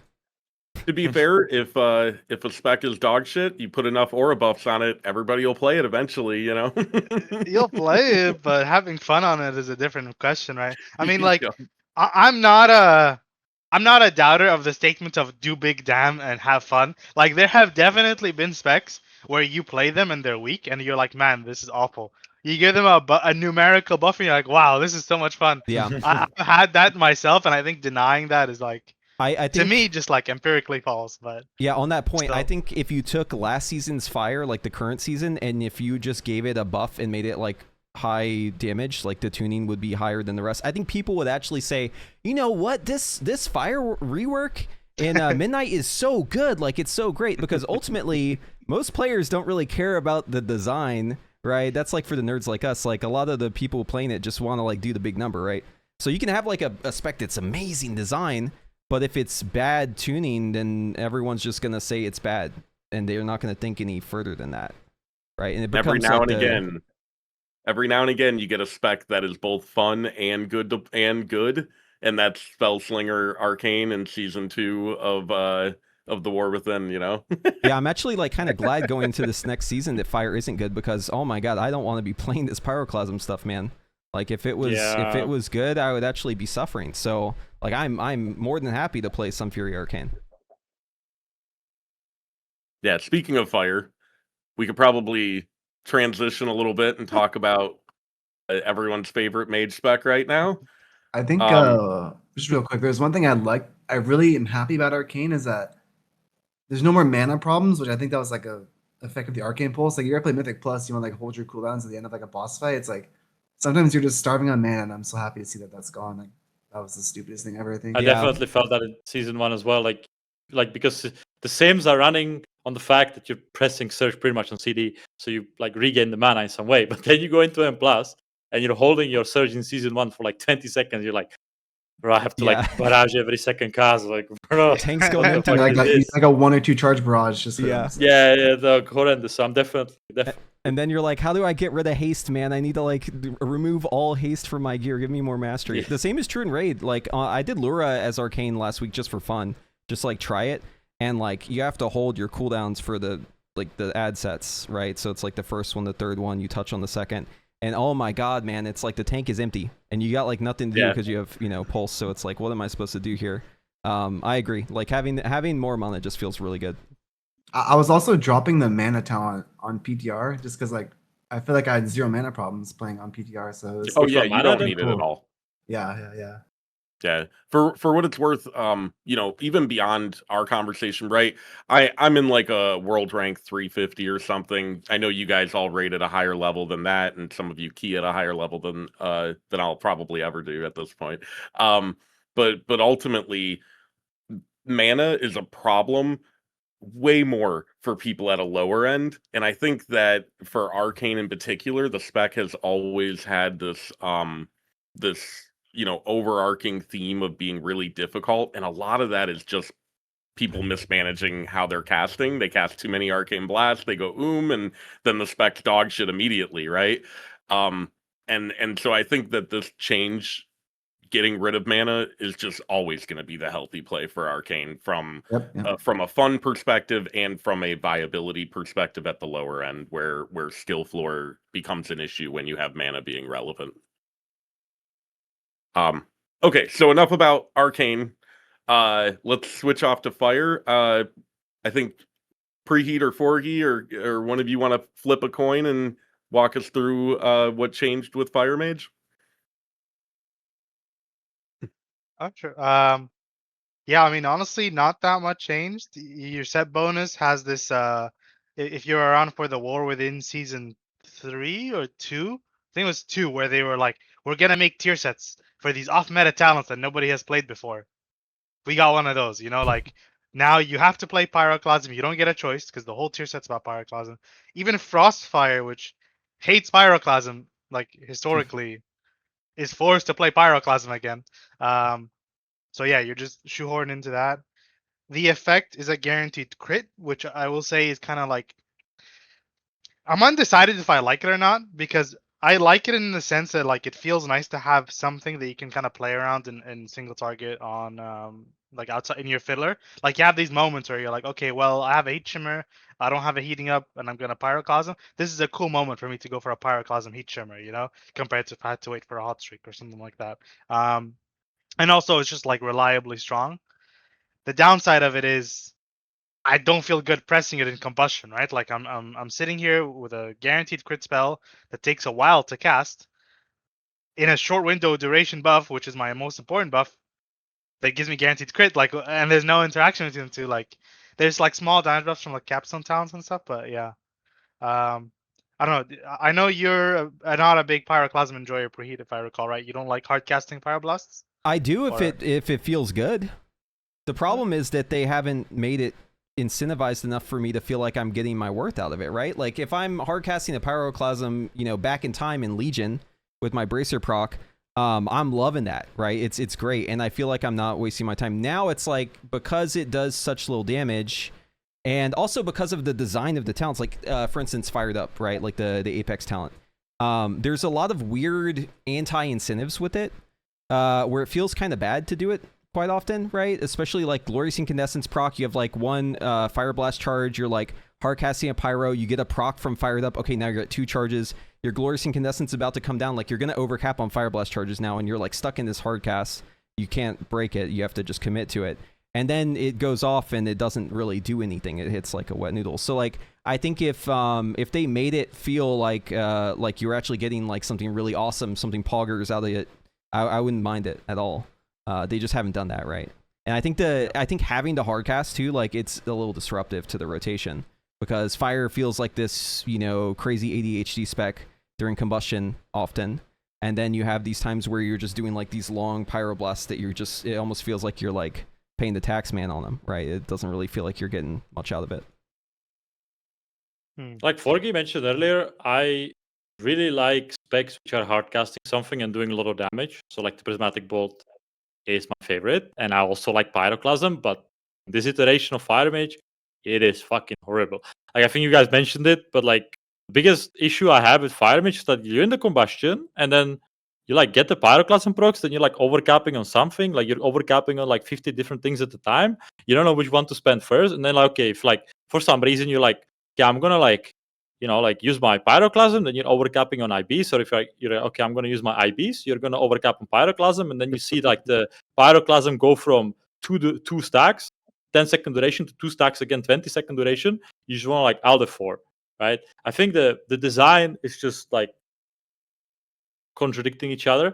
And on top of that, the main like puzzling thing to me is like we have again like so many talents revolving around crit, and then they like stick a tier set which completely deletes the crit, right? So I don't know what they're doing with the spec besides the fact that it is just good on AoE only. The cleave is just dead, and any raid viability with Ignite not being viable is just gone, in my opinion. Like if you're not flame striking something, it's useless, right? So I don't really like the talents. I think Preheat mentioned it earlier that you're taking out the bottom talents to take some random dog shit in the middle. And I was very vocal always that the bottom talents for Fire Mage are the worst designed talents that there are. Like you have Cinderstorm, which does nothing. You have Burnout, which just feels horrible. Like okay, it does some damage, but for Sunfury, it doesn't really do that much either. Like From the Ashes doesn't really feel, or like Feel the Burn just doesn't feel like something you're playing around either now since they changed it. Like a lot of the times, at least for Arcane, the bottom talents, they're changing the gameplay in some way, right? Like if you play OPM, you can feel it. If you're playing High Voltage, you can feel it. If you're playing Orb Mastery for Spellslinger, you can feel it. But Fire Mage, you're not feeling anything. You take Pyroclasm, that's it. Like nothing else changes there. And most of the talents for Fire Mage is just like a random shit. I don't know. Like I don't like Fire Mage currently. Yeah, I think that's the biggest like complaint. Like I actually been through it with the guildie of mine. Like you know, you get on these rambles on Discord, or you're like complaining about your specs to each other. And I was like, bro, you gotta look at the Fire Mage tree. And I like the middle section, you know, where it's like every talent basically reads something passive that you do not interact with, and then some we have a talent that just says you deal 3% more damage. Like that, you know, that's a talent. And then another one that says you deal 15% below 35. And then another one that says this thing that does 20% of your damage that you can't touch does a bit more damage. And then you have another point that just says, you know, like this one spell does a bit more damage, but like it's just a little bit of damage, a little bit of damage, and it just compounds. But at the core of it, it is like, you ever met somebody who hates Fire Mage and then they like open your breakdown and you're like, you're 3 buttons, and in the past you're like, yeah, but you have all this other stuff that goes around it and all these. No, now it's none of that. It actually is just 3 buttons. You right. And you're playing those 3 buttons and nothing else. You know, like. Yeah. Yo. So more on that topic. Like if you look at. Oh, go ahead. Like if you look at Frost Mage as well, like you also like every single bottom talent capstone is changing the gameplay in some way. You take Comet Storm, changes your gameplay. You play take that Ray of Frost cooldown reduction, changes your gameplay. You take Thermal Void, changes your gameplay. But yeah, like Fire Mage only has the Pyroclasm at the bottom, and it is pissing me off. Yeah, like undercooked as well. On the topic of Pyroclasm too, like I haven't really talked about this much because we weren't really using this talent, you know, but like it's really weird that to get to Pyroclasm, you have to take the talent above it, which is completely useless unless you take Pyroclasm. So it feels like they just broke the talent in 2 pieces and they're like, oh, here you go, right? And it feels like there's a lot of talents actually that are like that in the mage trees in general, but especially in the fire tree.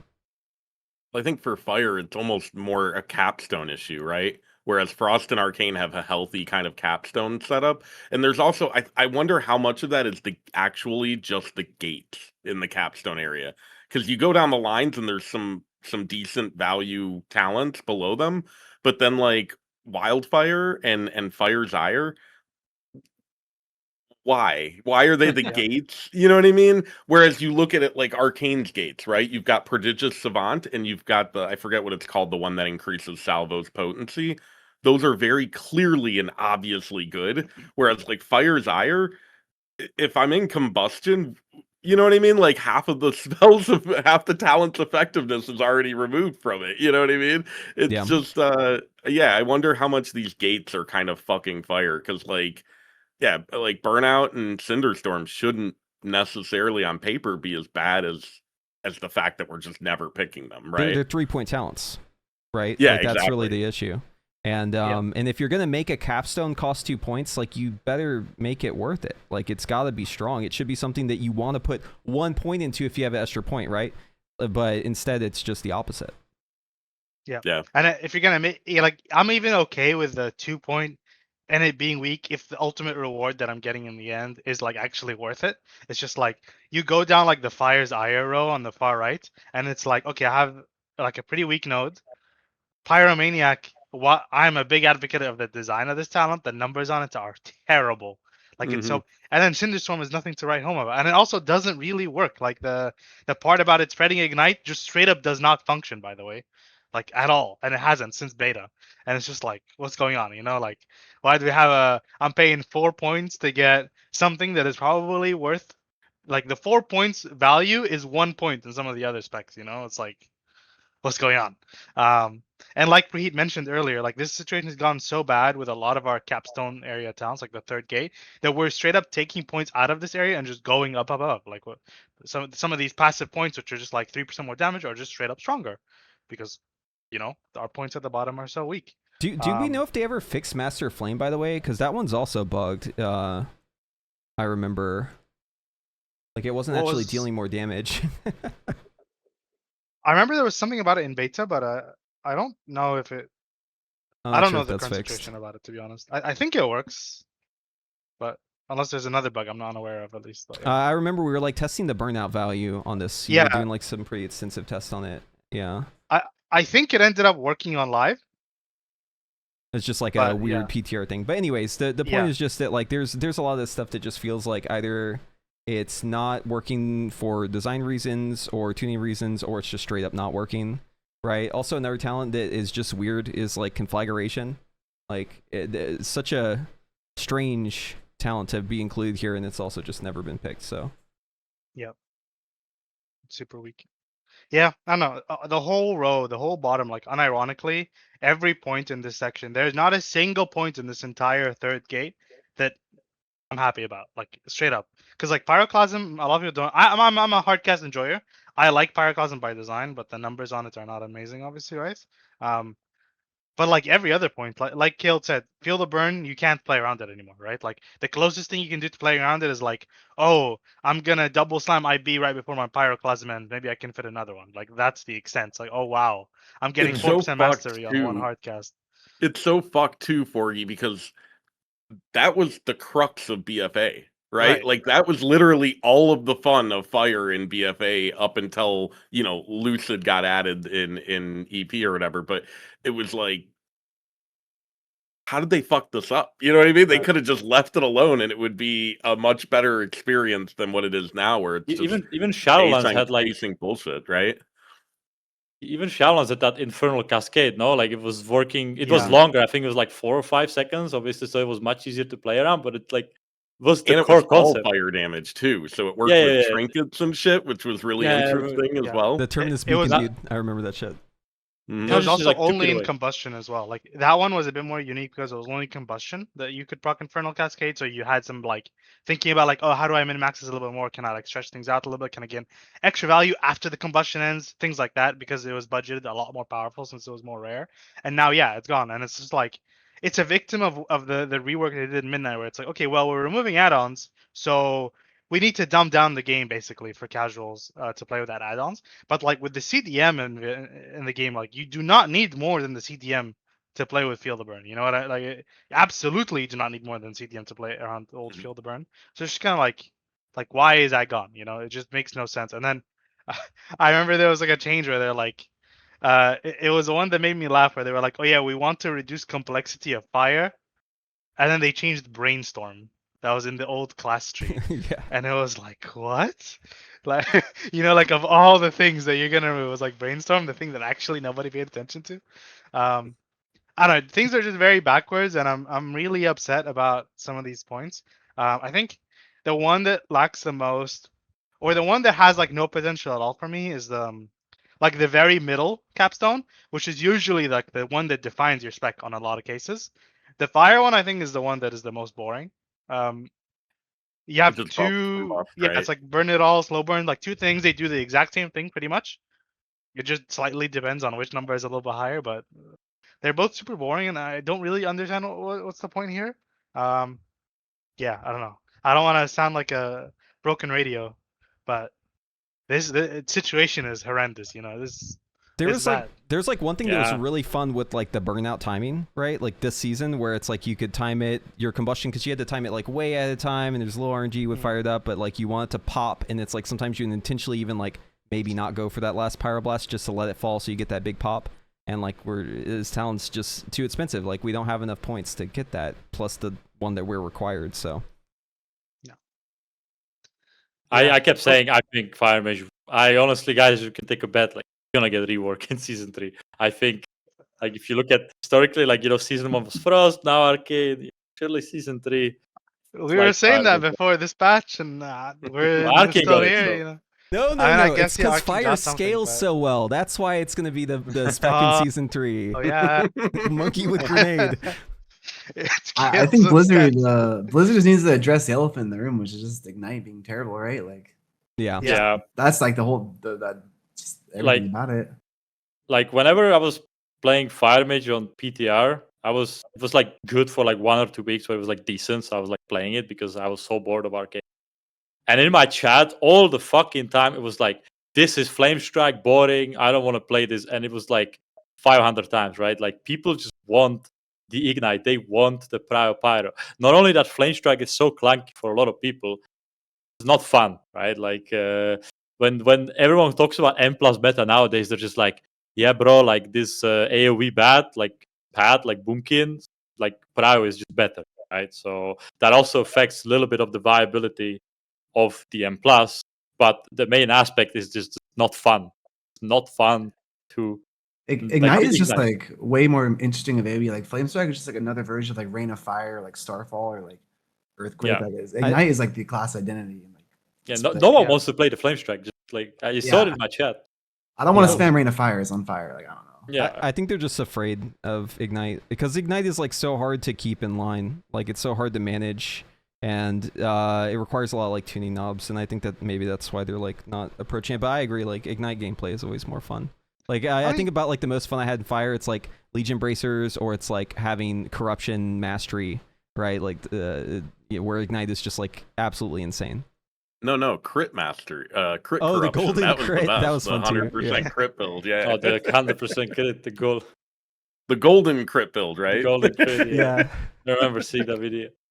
But like, Yeah. the thing is also, I think the game has a little bit evolved since like the days of some like Ignite, like Prio. Like, I feel like a lot of other classes just do Prio better now. Even if like put Fire Mage like with Insane Ignite, you will still have like other classes doing probably more Prio damage and the AoE at the same time. And for Ignite to be really, really good in today's WoW, I think it would have to be super fucking broken. It would have to be, I don't know, like completely reworked or just super fucking broken, and then you're again like stacking like 3 Fire Mages in raid. Even when you were stacking Fire Mages in raid back in Undermine, I think you were still Flame Striking. So Yeah, I mean, like you point out something that's like really important for me. Is like, we lost all our Ignite power going. It was the crimes of like the War Within season 2 primarily, right? Where like we had so much Ignite value, and funnily enough, like it wasn't even that absurd. It was just that it worked on like the fucking Mugzi, like through the wall, right, and stuff like that. And so going into Midnight, they were like, "Oh well, Ignite is too powerful at a baseline level. We want you to be able to have to invest in it to pay the tax or whatever to get all this power." And it's like, I'm like, look, I get it. Like Ignite is hard to balance, like a lot of the other effects in WoW, like Psychic Link. we've seen the Star Wars intro of the Yeah. patch notes, right? But then it's like, okay, that's an admirable goal. Psychic Link still exists, like all these other classes that have these effects still exist. If you brought back the War Within Season 2 Ignite, like the heyday, not going back to BFA, like Corruption ages, but like the more recent ones, that would be like not even that special anymore, And it's like, when I say like anymore, the War Within Season 2 was not that long ago, you know what I mean? It's like a year, 2 years maybe. And the loss of Ignite was literally the previous cycle. So I don't know. I just feel like we got done dirty. Why do we have to invest 4 capstone points to get Ignite as powerful as it was before? And all these other specs have to invest nothing to get that same power. And even when you do all this, by the way, it's Ignite is, you still have to invest in it because it's your mastery. So you're paying a stat tax too, right? I think it was Degen who always pushed for the idea that like we should decouple Ignites from mastery and we should just get a different mastery. And I'm personally starting to see more and more of that like argument of like maybe it's just like we shouldn't have Ignite with our mastery, get something else, and then let Ignite be a knob that they can just tune independently, and then we don't have to pay an extra tax. It's like another variable that they have to control. Maybe that's the solution. I don't know, but it's not looking great for Season 2. Like, single target, it's actually not as bad. Like, Fire single target can hold a candle to, like, Frost. Maybe not to Arcane, but it's like, But the some moment that situations second might target do it. appears. Yeah, like, the second target appears, any other target appears, it's done for. Like, if you want Burst, you go Arcane. If you want Sustain or 2-target Cleave or more, you go Frost. Like, why would you not? Maybe there's some, like, weird 4 or 5 target where, like, Fire can shine in a very weird niche case. But the fact that, like, we're squishy, like we don't have reliable defensives in general. We're not even that mobile like compared to normal, right? Because like our damage in combustion and we're very mobile in combustion. But Frost is like so mobile after the rework, right? Even Arcane now, like your time spent casting missiles is like, what's the percentage? It's like 30% or something like that. Yeah, it's like high, north of 30%, right? It's like I'm looking at it's like no, you're casting for 126 less than like a fourth of your time right now, or something. right? And It's insane. You're so mobile, so it's like, what's Fire doing anymore? Like it's just there. It's just a guy. It's just a guy in the corner. And you can argue like maybe execute, but like the last time you picked a class for execute, like I only remember Guhoon. I think you played Fire Mage there because you need to like kill the boss in like the last phase, but it's like the only thing I remember. I just don't think it was just execute because the rest of the fight didn't matter on Guhoon. Yeah, exactly. Like the only time that like execute is going to be viable, like a viable niche, is like if literally nothing else matters but the final phase, and that has not been the case since it was BFA, right? Like 6 years ago, right? Yeah. So I don't even think execute is a real niche. Well, oftentimes in, it ends up being a fight time 99% of thing, right? Because like other specs that don't have execute will just do better in a 4-minute scenario because of their damage profile and their cooldowns, right? So it's like exactly. it's like not really a real niche. Like if you look at Frost, like you see that the clear 2-target spread cleave is there. If you look at Arcade, you see the burst. I also think Arcane does pretty good damage up to 5 targets, so the cleave is not that bad. And obviously, like the prow damage, even the Frost has even good prow damage. And then you look at Fire, and it's like, what's Fire? It's like, okay, that's like 1 minute cooldown, sure. Execute is not real. And it's like, okay, it does good damage with Flame Strike, but like you don't really need that often in raid. Like sure, like you can do something on lure up, but that was like in my opinion, like once in a time exception. Yeah, also like Scorch damage is just weird. I've always thought that Flame Strike would make a better cooldown than a rotational ability. Yeah, like pulse. Well, I think more it's just weird because it steps on the toe of Meteor, right? I was about to say someone actually pointed out on my chat a few days ago, and I was like thinking about it in the shower, and I was like, it's the same shit as Meteor then, no? It's, like just delete the spell at that point and make something interesting about Ignite. That's core identity of the spec, and they need to accept it. That needs some gameplay around it, right? Yeah. Scorch is also just like abysmally bad as a spell. Like it's another problem, right? Like Frostfire doesn't even want to run it. Like even if you take the talent, like it's still a DPS loss to actually cast the spell. So it's not even like another talent's more competitive. It's just like straight up bad, right? It's like the worst fucking state of a talent, right? Like you have to take it, but you don't use it because it's that bad. And it's like, wouldn't I take a talent that's worth 0.2% more somewhere else? No, you take the 0% talent just because you need it. That's a horrible state. I'm curious, maybe we could go around or maybe get a take here. What do you guys think would fix fire? Like, what do you think if we're going to get a rework next patch, which is, by the way, is a terrible patch to get a rework because you have an expansion launch right Yeah. after that'll undo it all, right?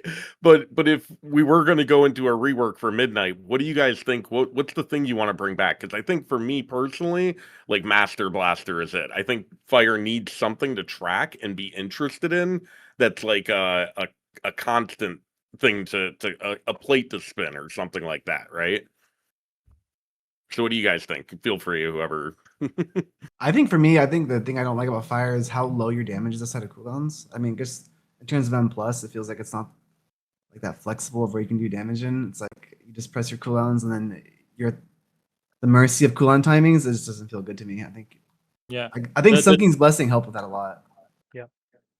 The thing I would which like is to- like different between like the burst profiles of like Arcane is also like you could say like burst like outside it feels bad. But the thing is, your rotation doesn't really change outside the burst, right? But for Fire Mage, it suddenly becomes clunk and you're not doing damage at the same time, right? With Arcane, like you're doing less damage, but it's like the same shit. Additionally, after Arcane Soul, you have like banked 3 missiles. So you're just like chaining back to back like missile barrage, prismatic bolt. So it feels good even outside the cooldowns, but Fire Mage just doesn't. Yeah. SKB. SKB. My SKB fix, is my answer. my fix is like I'm like swinging for the moon, shooting for the stars on this one. So yeah, I like the idea of like decoupling Ignite from Mastery, and I think what should replace it is like a proper resource. Like I want to have something as fire where I'm like building up. I feel like it would be thematic to build up heat and then spend it on, basically have like another tier of builder spender on top of our whole hot streak thing. And just like how, you could incorporate this into, for instance, like Flame Strike, right? Maybe it's something that Flame Strike also does good damage in single target, but you can only cast it if you spend this resource on it, or if it's maybe a different spell, if we don't want to use Flame Strike as the example. Like, just having some interaction there where there's another tier of gameplay that's above the current one, because I think with how they've dumbed it down, it was fun when you had the plate to spin while you were playing the rhythm game, right? But it does fall out through the floor whenever you're outside your cooldowns. It's like you're going, 90 miles per hour, and then suddenly the car breaks down, and you have to go like 20 miles per hour for 30 seconds or whatever, and then you can go fast again. So like having like that 2-tiered gameplay, I think would greatly improve, not just like how the spec plays, but also like what it could do differently than Frost and Arcane, because I think that's an important part of the conversation. Like, where does it fit into the equation? Because we clearly know what Arcane and Frost do, right? But we just like what's Fire do?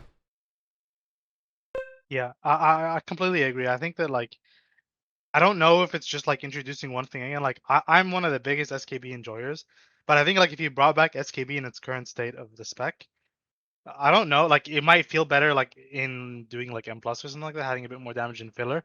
But I'm just imagining what SKB would feel like if like okay, I'd hardcast a pyro, and then I would spam IB pyro for like 6 seconds, and then that's it. We really are lacking plates to spin, like Preheat is saying, right? We've lost Phoenix Flame. We lost like the set bonus where you built up like the stacks at 25, and you got like the double empowered ones, which always felt nice to try and line up if that was like a thing. We lost IB management because now everything's only supports IB, and you have fired up. So now it's just like in combustion, you literally never run out. Like it's insane, right? So you're not even managing that anymore, and you don't have anything in your filler. So it's just like you don't have anything to spin. So it feels like you need like an extra package. Dare I say, maybe a new Apex sound or something that introduces like a core part of the kit that actually like kind of transforms the core gameplay incentives of the spec, but whether it's in filler or in combustion or both. But it needs like a pretty major like injection into what the kit's actually trying to do or accomplish in the kit. Sorry, I just got distracted because I just felt cold air for the first time in like 4 weeks coming out of my AC. Holy poggers, dude. Let's go. Let's go. Let's fucking go. That's funny. I was thinking the same thing 48 too. Actually, after I handed it off, and I was like, "Yeah, Master Blaster." I was also thinking, like, man, this Apex talent is really fucking boring and like does nothing interesting, right? It just occasionally refunds some Fire Blast and extends Combust, but like that's not something you really like. I don't know, interact with, right? It's something you feel, but it's not something that you actually leverage in any way, right?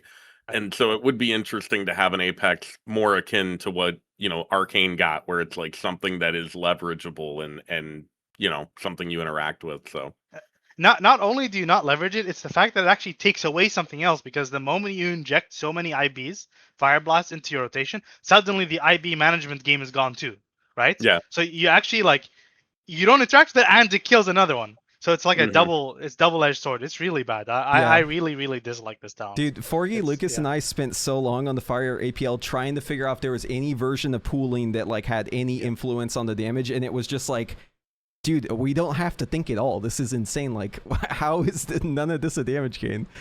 But yeah, Dude, it's I think insane.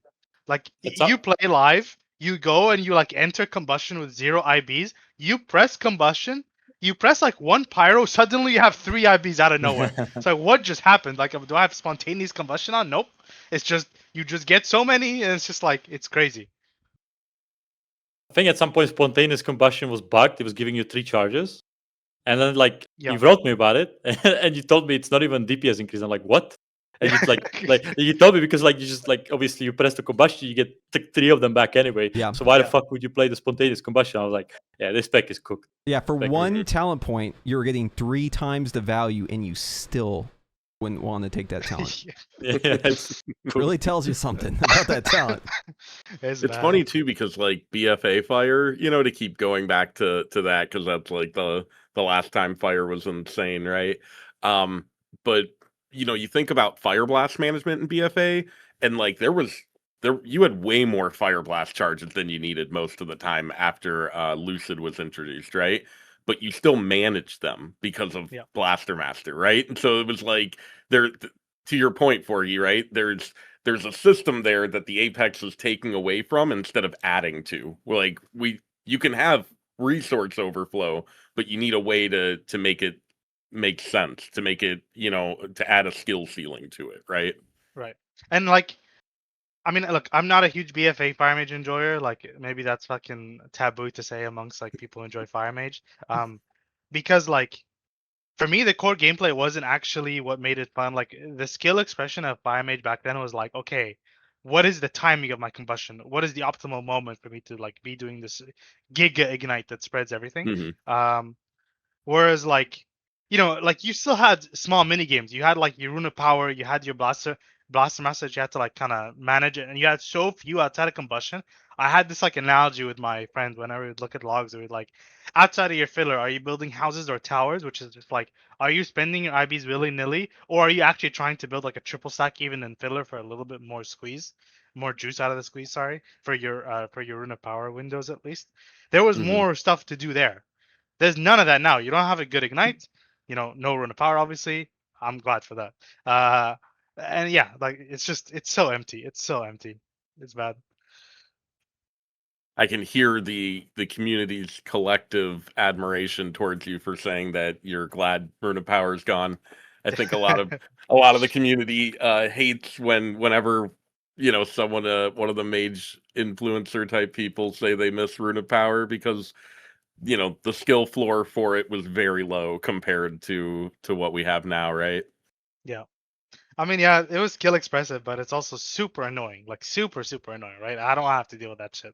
Yeah. I remember I would even argue that they removed a lot of the skill expression of it going from BFA to Shadowland when they removed the charges from it, so you couldn't dictate how you used it. You just wanted to send it off cooldown as soon as possible, right? I mean, originally you had to stand on the little plate. Like, it didn't have the whole radius, right? Like back in I think Mississippi Pandera or whatever. Like, that was crazy. Yeah, I don't really miss it too much, but I will say there was one fight that I really loved it, which was like Gul'dan. Playing Rune of Power and Gul'dan was really fun because you can map it out so you wouldn't lose any. But yeah, it's just like it's something that like ties you to the ground, especially when you're a spec that historically is known for being able to kind of like run around and jump and do your combustion stuff, but you're like tied to the circle. You can't leave it.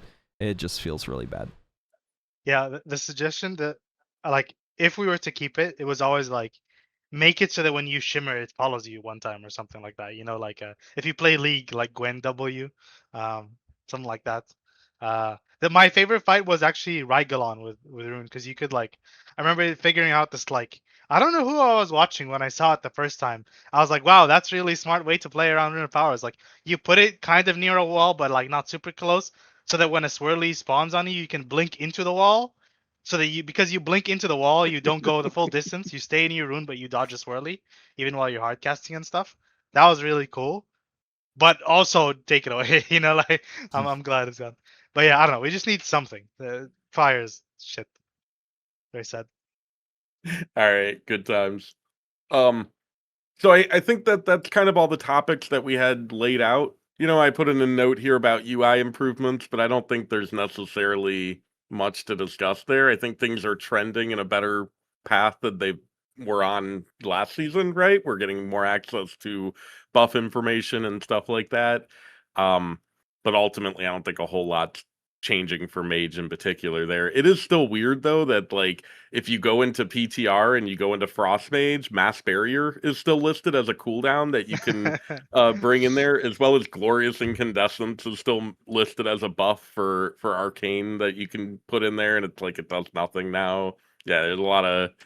I don't think anyone's surprised that they're not maintaining it as closely as they said they would. Yeah, the I've seen bugs are a- just what pisses me off about that, right? Like it's showing that you have Thermal Void even though you don't. It not tracking Arcane Surge or Touch of the Magi. Like these things are really annoying whenever it's like they take away the tool for you to do it yourself and then they don't do it right, and it's like, come on. And I know they'll probably fix that stuff, but you still have to wait, right? So it's kind of frustrating. So I've reported that Touch the Magi problem a lot. There's an issue with so during the Arcane Soul rework with Salvo. So if you guys remember how Arcane Soul was way back like in the War Within, you had this kind of like gameplay where if you barraged one too many times, it was really punishing, right? You like lost all your charges, you had no way to get it back in. It felt really bad. And we used weak cores obviously to solve that. And then with the rework that came, it was actually really nice because you always wanted to barrage after your soul because you had 25 salvo. But now with the introduction of Prismatic Bolt, it's actually now it's back to what it used to be. Because now, if you have a Prismatic Bolt again and you barrage one too many times, you could munch a Prismatic Bolt. So the Yeah. moment you don't want to, you don't have Soul anymore, you'd want to P-Bolt it. But you don't have the weak core to solve it. Now I will say, I've seen a weak add-on that does the old weak core functionality. Give me. So, and I was gonna ask you guys, have you guys like messed with the PTR? Because I've been away from WoW for like a month and a bit. The new buff like API stuff, like it seems. My impression is that there's a lot you can do. I don't know if you guys have You messed could with do it. more. So I built an add-on that counts how many barrages you've cast with Salvo without a P-Bolt stack, right? So you can get pissed off at RNG. You know? I love that. That's so good. Yeah, Yes. yeah. I posted it in the Mage Discord a few days ago, but I could pin it in the UI or something like that. But yeah, I mean, you couldn't do that last patch. You know what I mean? That's a new function. So there's definitely some loosened constraints there that I think will help out. And I know what you're talking about, Forgy. I've seen some obvious stuff that people shouldn't be doing that's possible now, and I'm wondering if they're going to clamp down on that really quickly after they figure out that they've loosened things up maybe too far. Yeah. Because you can do a little bit of computational stuff that you shouldn't otherwise be capable of. You There guys might- were talking about mass barrier. I would like to maybe like devote some time for like the utility that Mage brings, specifically like into M+, because even in season 1, when I was like looking at the meta comp, right, like, and I was like thinking, what the hell does Mage do, right? Like, if you just assume that it can live and it does the damage, like if you look at, for example, like Demon Hunters, right, like they bring 3% magical buff to the M+, which buffs way more than Intellect does, like damage wise. Okay, sure, Intellect works for healers, but they don't care about that as much. And they have darkness. Besides that, they have darkness. I also like the fact that they have like a cage, which sure, like poly casted and you can spam it more. I like cage more, but I feel like Arcane just, or like not Arcane, sorry, Mage specifically doesn't really bring anything to the group. Like if you compare it to Evoker, and I think like Evoker is anomaly of this game, where like they have Fernstone, their raid buff sucks, but who cares? They bring versatility into the dungeon. They bring like hover and rescue and whatever the hell. Multiple knocks. Don't forget, right? like- Multiple crowd controls, yeah. Did you know? Sorry. Did you know that how when you rescue somebody, you used to give them a shield? Now that Yeah. gives you cast while moving Aspect to of whoever you Fox. rescue. Only if Dude. they talent though, right? Yeah, If they but don't like it's a talent, it class 3 interrupts talent. spells. It's really fucking annoying. Dude, that class is a. Oh. It also Yeah. breaks roots as well. Anyway, sorry. I mean, Yeah. every class has 2 AoE stops, right? In the God comp right now on live. but, Yeah, like, Mage, Well, you don't know, like Mage just has one. You yeah, have Mage just has Supernova. one now, and like you can't even like stun anything. Yeah, exactly. That's what I was thinking about as well. Like you don't have stops. Like if you compare it to DK, the DK has grip is a raid buff. Okay, let's just pretend, and they have AMZ on top of that, which is a really good M plus defense. And then you can look at Mage and you have Mass Invis. And you're like, what am I gonna do with Yeah, that? yeah. Like, And, yeah, and they always like make a mob where you can't really do that, or you have to like commit your ice cold to pull it out and like take a melee Yeah. hit and then invis so that other people get out. And it's like you use it Same leading sh- up to that. It's just weird. Same thing as Shroud. Like Shroud is like pretty much useless because everything has true sight nowadays. Like you do most of the skip by, like Vernstone, like in season 1, or you just, like pull it back, alter ahead, and then invis, and the rest of the group passes through. It's just like viability wise, if we're like talking about the M plus meta, like the only way that Mage is gonna get broad is does a lot of damage, way more damage than the others, and it can obviously leave the keys. Right, like you're not bringing anything unique into the keys. Like you have Blast, sure, but like other And also classes have say Blast. even beyond viability arguments too, right? Mass Barrier was fun. Like I enjoyed the fuck out of that spell, Yeah. right? Like getting to save people that I saw were literally going to die and I was the healer, right, in that moment. Or things like on what was it, Nexus King, right? Where you would blink out and shield the Oh, yeah. first range to get the star drops, right? Stuff like that just felt interesting, and I'd gladly trade a second barrier to get Mass Barrier back. You know what I mean? Just my take there. Maybe that's too far. Yeah, Maybe not I'm me. being a little too altruistic there, but No, I'm gonna keep my second charge, man. Fuck those. I mean, I don't even. Fuck those I like kids, Max Value. Fuck those people. I mean, no, I agree. Like the utility having something to help the group would be nice. I actually think that like a rewind, is like, or in like an alter time for the group, like that would be like a pretty cool, like a 3 minutes alter for the group or something. You might be able to grief people, so maybe that wouldn't be. You I have would some love it pug. if Supernova vacuumed enemies in and Yeah, gave that would be another sick spec too. or another class an opportunity to have a pseudo mass grip. Maybe it Yeah. doesn't. Maybe it can be shitty like chains. You know what I mean? And Yeah. not full on mass grip or whatever. It's I don't know. just funny that No, that's super Supernova cool is our idea. stop, and literally like Og has it as like a rotational ability. Like they just upheaval and it Yeah. just does the same thing. Yeah. Well, on the topic or of that, your like duplicate also does it. like your duplicate does it too. But like on the topic of that too, like having it be a knock is just also kind of annoying sometimes because there's like a lot of weird mobs that just like don't get their cast interrupts off, like or like it doesn't interrupt them really in the season if you knock them.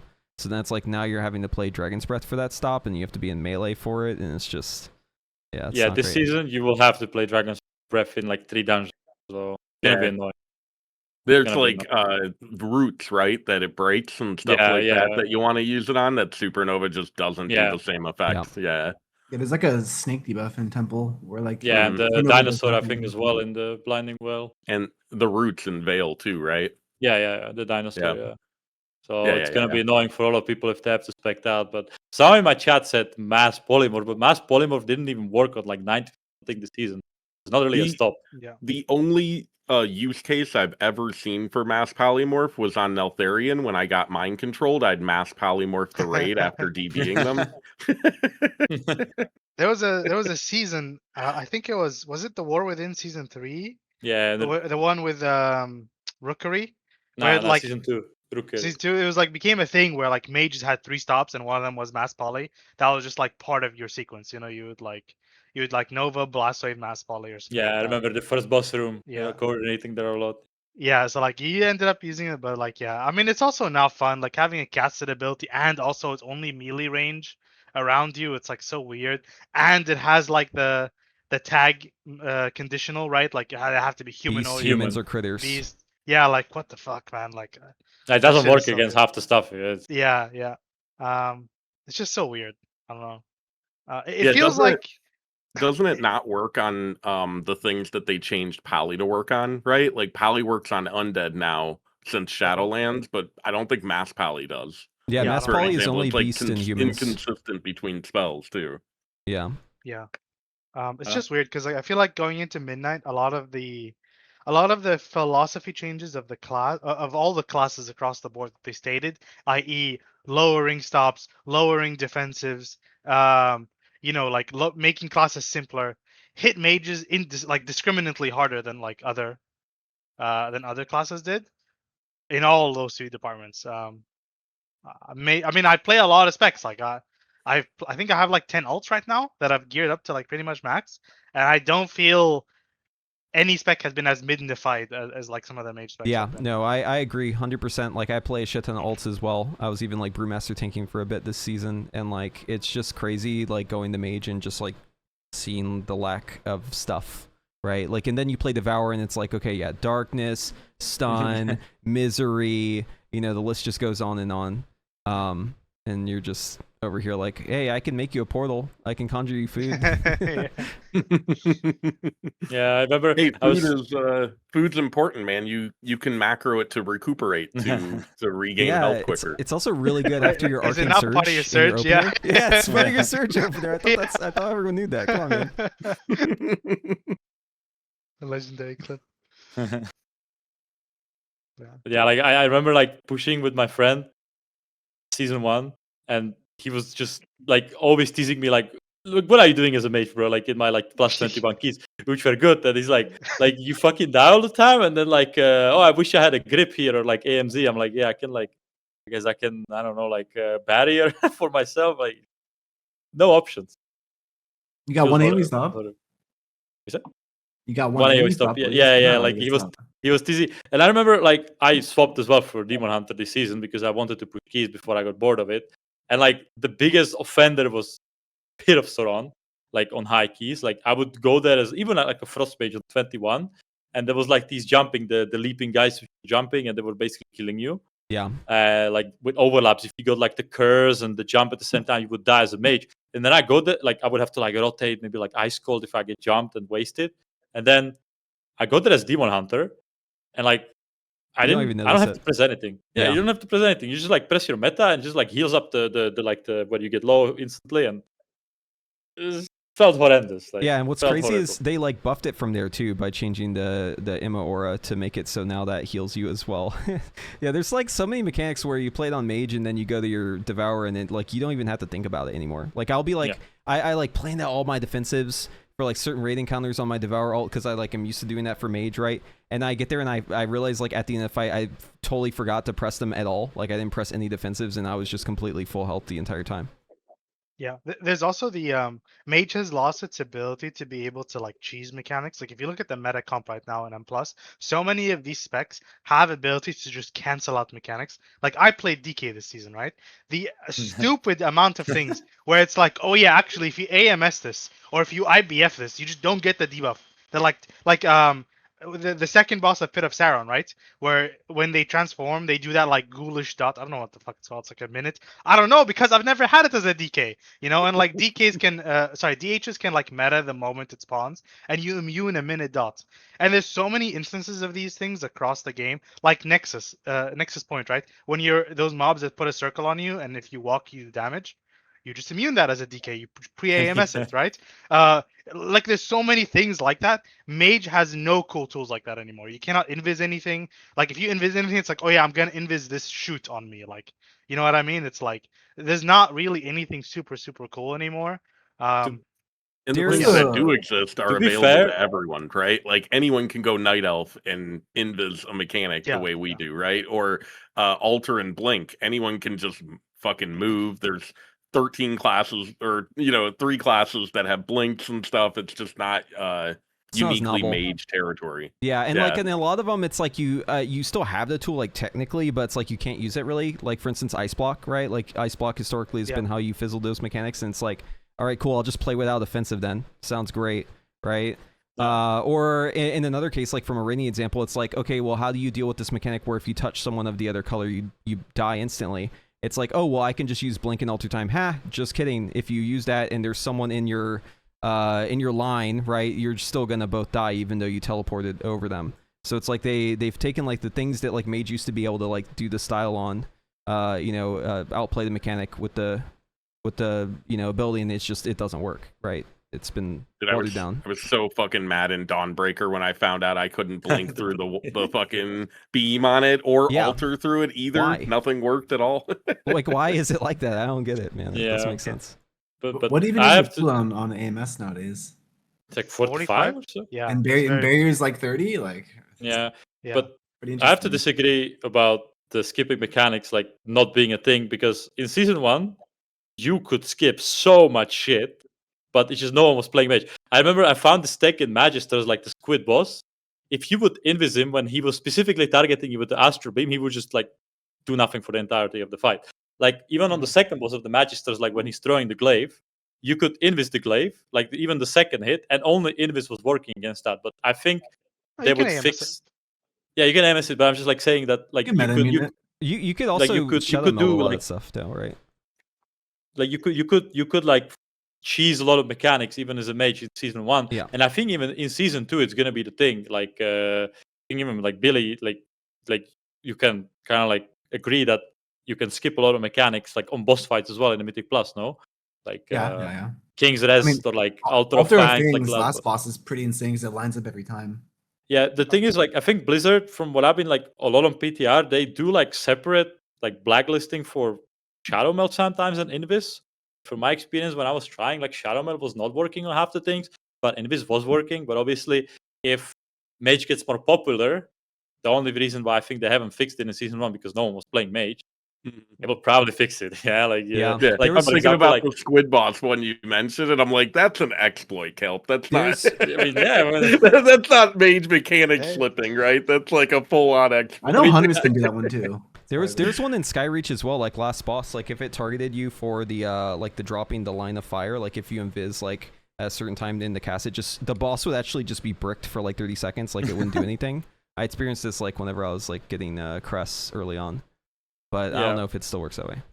You can, But, yeah, like, you can meld it as well, that one, I believe. To be But, yeah. fair, for every mechanic fair. like that, there's a floor that I can blink through and kill myself in an instant on, right? Or, like, yeah, Nexus exactly. Point, right? That happens Nexus in the Point. Temple Orb Room. The Temple Orb Room that I happens. was we got that Raider IO recap, right? And it showed my most of my deaths happened in the what's it called? Nexus or whatever. And it's on that bridge that you can fucking blink through. It's like, yeah, I've died there a Yeah, few times. yeah. Yeah. like I think even in the season 2, like for example, in like just gonna make an example that you guys probably don't know, like Voice Scar Arena, like the last boss, you can invis a mechanic which completely like negates you having to move for like 10 seconds, like just running around. Yeah. So like I think Mage has some cool stuff like this. Obviously, it's not as broken as AMS. Like AMS is on completely different level, but you can Yeah. like negate the debuff. But there are like some options that you have when it comes to that. Like AMS is not talking about that. That's fair. That's fair. I mean, I look forward to seeing the use case potential of Invis then. Yeah. Obviously, if they don't blacklist. I'm actually pretty Yeah. happy they didn't remove Invis. Yeah, in 1 minute Yeah. it's pretty Having a strong lot in of some in-depth cases. is It's pretty pretty good, strong. Oh yeah, I love having it as a sprint that's not tied to DR, honestly. Yeah, the Well, thing that always gets me though is the damn physical jumpers, like you were mentioning before, because we just like have no native like physical reduction. I guess Frost like has some in barrier, but it's like you get jumped on, and it's a big deal. Other people, they may not even notice it. We're doing raid testing on I don't remember the boss. I think it was something in the new raid, and I remember I was complaining about this mechanic doing so much damage, and no one else even was noticing this thing, and it was because it was physical damage. Physically, yeah. Oh, no, it's actually current tier. It's the Spore guy, right? The Spore boss. The stupid root he puts on you. The debuff. It just, or like the ads meleeing you too if you get fixated. They just like break your, they like bash your skull in. Other people just don't even notice them. You have to like kind of kite them sometimes as mage late in the fight. Yeah, when it first came out, I definitely felt that, where it was like the ad fixated on me, and I'm like, oh, this thing kind of fucking annoys me. What the hell's going on here? Like, everyone else is just standing there tanking it. I don't even see their health bars moving. All right, so I think we've been chattering here for a couple of hours. I asked chat to kind of come up with some Q&A items for us to kind of close it out with. I think the first interesting one I saw there was, if you were if you were a developer and you could change one spell, which spell it would be and how. And I think that kind of harkens a little bit back to what we already talked about, but maybe we get a different response out of it. I don't know, Forgy, what do you think? What's the one spell you would overhaul? One spell. That's tough. Maybe I can make give you mine mass if you want. polymorph instant. That could be cool. That's a good one. I like But that. that might, something I'm also gonna talk about is I think there's also like a big problem about mage tuning in PvP because I don't know if you guys ever heard the argument that mage is like completely broken in PvP and like has this like crazy amount of utility, and then you go to PV and that doesn't feel like it's relevant at all. Yeah. I feel like it's always been a big problem because like, if I think about like mass polymorph being instant, that sounds cool. Maybe a second AoE stop, but like A lot of it's just put the that in nature of PvP. having 3 spell schools is like Yeah. a big cause of that. I bet that's why they gave us avoidance, because PvP doesn't give a fuck about avoidance. Yeah, I was And thinking if they about give it. us stamina, like you just like, okay, suddenly the PvPers are all crying about it, understandably so. I think one of the reasons why Fire Mage didn't get the second barrier for a long time is because I was doing some PvP at the beginning of the expansion. I think I was farming something. I think it was the socket. And big damage portion was the blazing barrier, the damage that when you get attacked by melees, right? And I think they didn't want to give the second barrier just because of PvP. But now that they gave the second barrier, I think they removed completely the improved blazing barrier component where it buffs the damage completely, Well, right? yeah. So like a lot of the mechanics of why like mages so good in PvP, because I also did the same. Is the overpowered barriers talent, right? Yeah, Where people just like absolutely destroy themselves on your barrier, and then also Ring of Fire, like it's just like crazy damage. But like it's PvP is weird, right? Because like all the spell coefficients in PvP are different. They're the same spells. It's just like they scale differently. In that area, so I feel like they have the tools to like tune PvP properly without having to make us suffer as PvEers, right? Yeah. It's just it needs to just be it's work, just needs to be done. I figured out my one spell. Yeah, go I'm ahead. gonna go Dragon's Breath. I really How are you like gonna change Dragon's it? Breath as an offensive ability. Some of my favorite moments of Fire Mage is like just casting DB for like a hot streak. It just looks so cool, and if it does good damage and has some interesting interactions, I would actually really wish DB became our new like Apex team. Build shit around it, make it do something really sick, make our shit interact with it in some way, some cool stuff. Man, that would be awesome. Because like I very remember- thematic as a Fire Mage. You think of them, they're like DBing and shit. Oh my god. I think that's cool as fuck, honestly. I feel like I can't think of anything that even remotely that cool. build up burning stacks and then just pop it with Dragon's Venom. Oh, dude. Sounds like Frost almost. Forgy was a big Alexstrasza's Fury lover. I remember, like back I in love Dragonflight, Alexstrasza's he was Fury. always like trying to force it. Dude, And I remember he was like, the hat dude Yeah, in what's up? Legion, that was just peak, man. I think Forgy was always like linking me. Like I think Alexstrasza's Fury had this like weird hidden effect which was not listed in the talent. Oh yeah, I remember. if you hover over it, for like legit 3 years, the DB was implemented or Alexstrasza's Fury was implemented. If you look at it in the talent tree, it says something, and then if you link it in chat and hover over it, it says something else. And then the one you actually hovered over was the true tooltip, so it just had hidden effects on it that like people did not know about. I remember telling me. So I think if I were gonna change any spell, part of me wants to say I'd bring Shifting Power back. I miss Thank that you. concept Oh my so god. much. And it's funny too because Shifting Power would solve a lot of our it would solve a lot of problems of like what do you do during downtime and how do you make that a little more interesting. But also it buffed our defensives a ton, right? That said, I don't think I'd do that. I think what I'd do is probably revert the Orb Barrage change and make it proc off charges again instead of off of salvo stacks, because I think that's been probably the biggest drawback for Midnight Arcane in rotational fun, especially in AoE. No nether precision? No, I don't care about nether precision. I never liked nether precision to begin with, honestly. I mean, low key it is right now in the game, right? With the force set. Yeah, I yeah. guess, Not yeah, playing around that's it. true. You're I've just not been playing calling around it NP too. I haven't Yeah. even. It's just So I'm scary that when certainly we not lose the calling tier it set. CP. Yeah, I would just. What do you think, Preheat? I would just bring back interactions with our spells that we don't cast anymore. Cone of Cold, Arcane Explosion, Blizzard. Like these used to be spells that felt really cool, and there were like ways that they could basically hook them into like your spec to make it do something really awesome. And you know, like one example is like there was a glyph, I think, that was like 700% increased damage on Cone of Cold. This was back when Shatter also still worked for the other specs, which is actually really interesting to me because it doesn't really affect raid too much. But there were like combos on ads that you could do, right, where you could freeze them and get the Shatter bonus, and they were like really cool combos you could do back then with that sort of thing. So like I just want to use like my mage spells. Like I just want to use Cone of Cold. I want to use Arcane Explosion. I want to use Blizzard. I want to use all the iconic spells, even if I'm not playing that spec, in specific niche scenarios. And I think it would make the towns more interesting too, right? Think about how cool Frostfire towns could be if there was a tie-in on, you know, Cone of Cold does this thing if you've used a Comet Storm recently. It's like in power and it does this big damage or something like that. So yeah, I just want them to hook into the specs again. I'm with you, but you made me remember the Dragonflight talent tree on initial launch, which is nothing but pain from the Shatter talent. Because I remember we had what was it, Meteor, and I forget what was on the other side. It was really bad. Dragonflight initial launch mage tree. Khaelt, how about you? I mean, I would propose like a full Fire Mage rework in a sense that like Phoenix Flame, SKB, stuff like that. But just to make it simple, I just want Mass Barrier back, honestly. I really want Mass Barrier back. But this is the one thing that is pissing me off for a long time.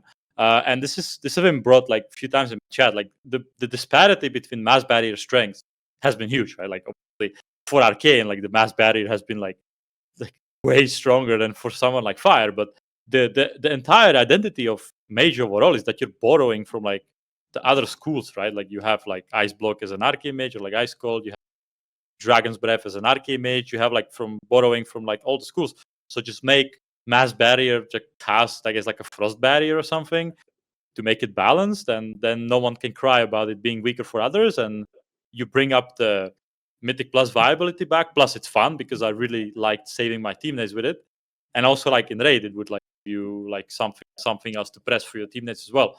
Like I like having like some small support aspect in the spec that I'm playing, or like the class that I'm playing. I really enjoy Darkness for DH because I just have this like weird thing where I enjoy when, you know, I'm like healing my teammates as a PS player, or like helping them in some way.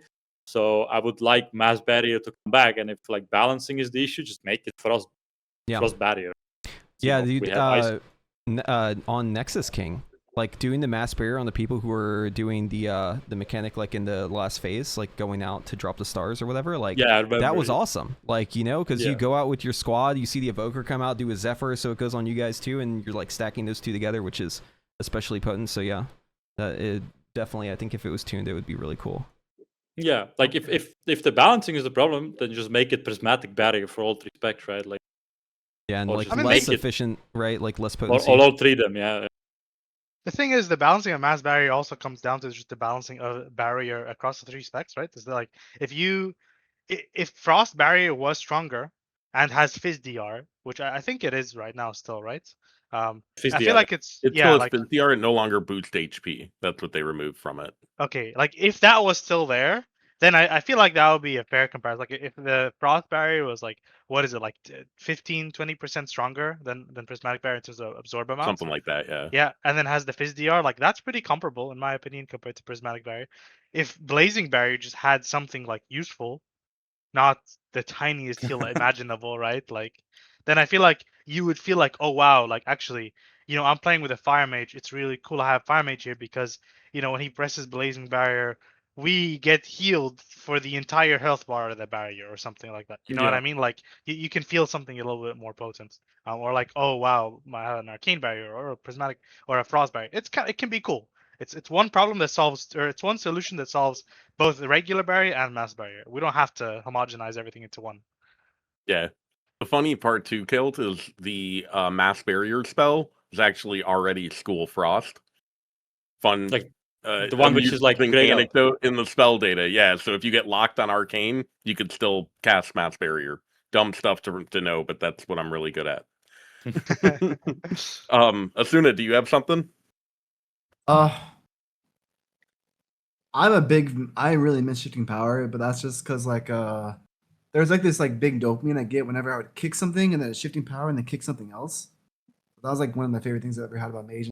That was actually crazy in PvP too, because I do a little bit of that too. So that's, people don't like that ability, but I fucking love that ability. I don't care that it desyncs a 130 trinket. Okay, like I thought that was so an amazing thing.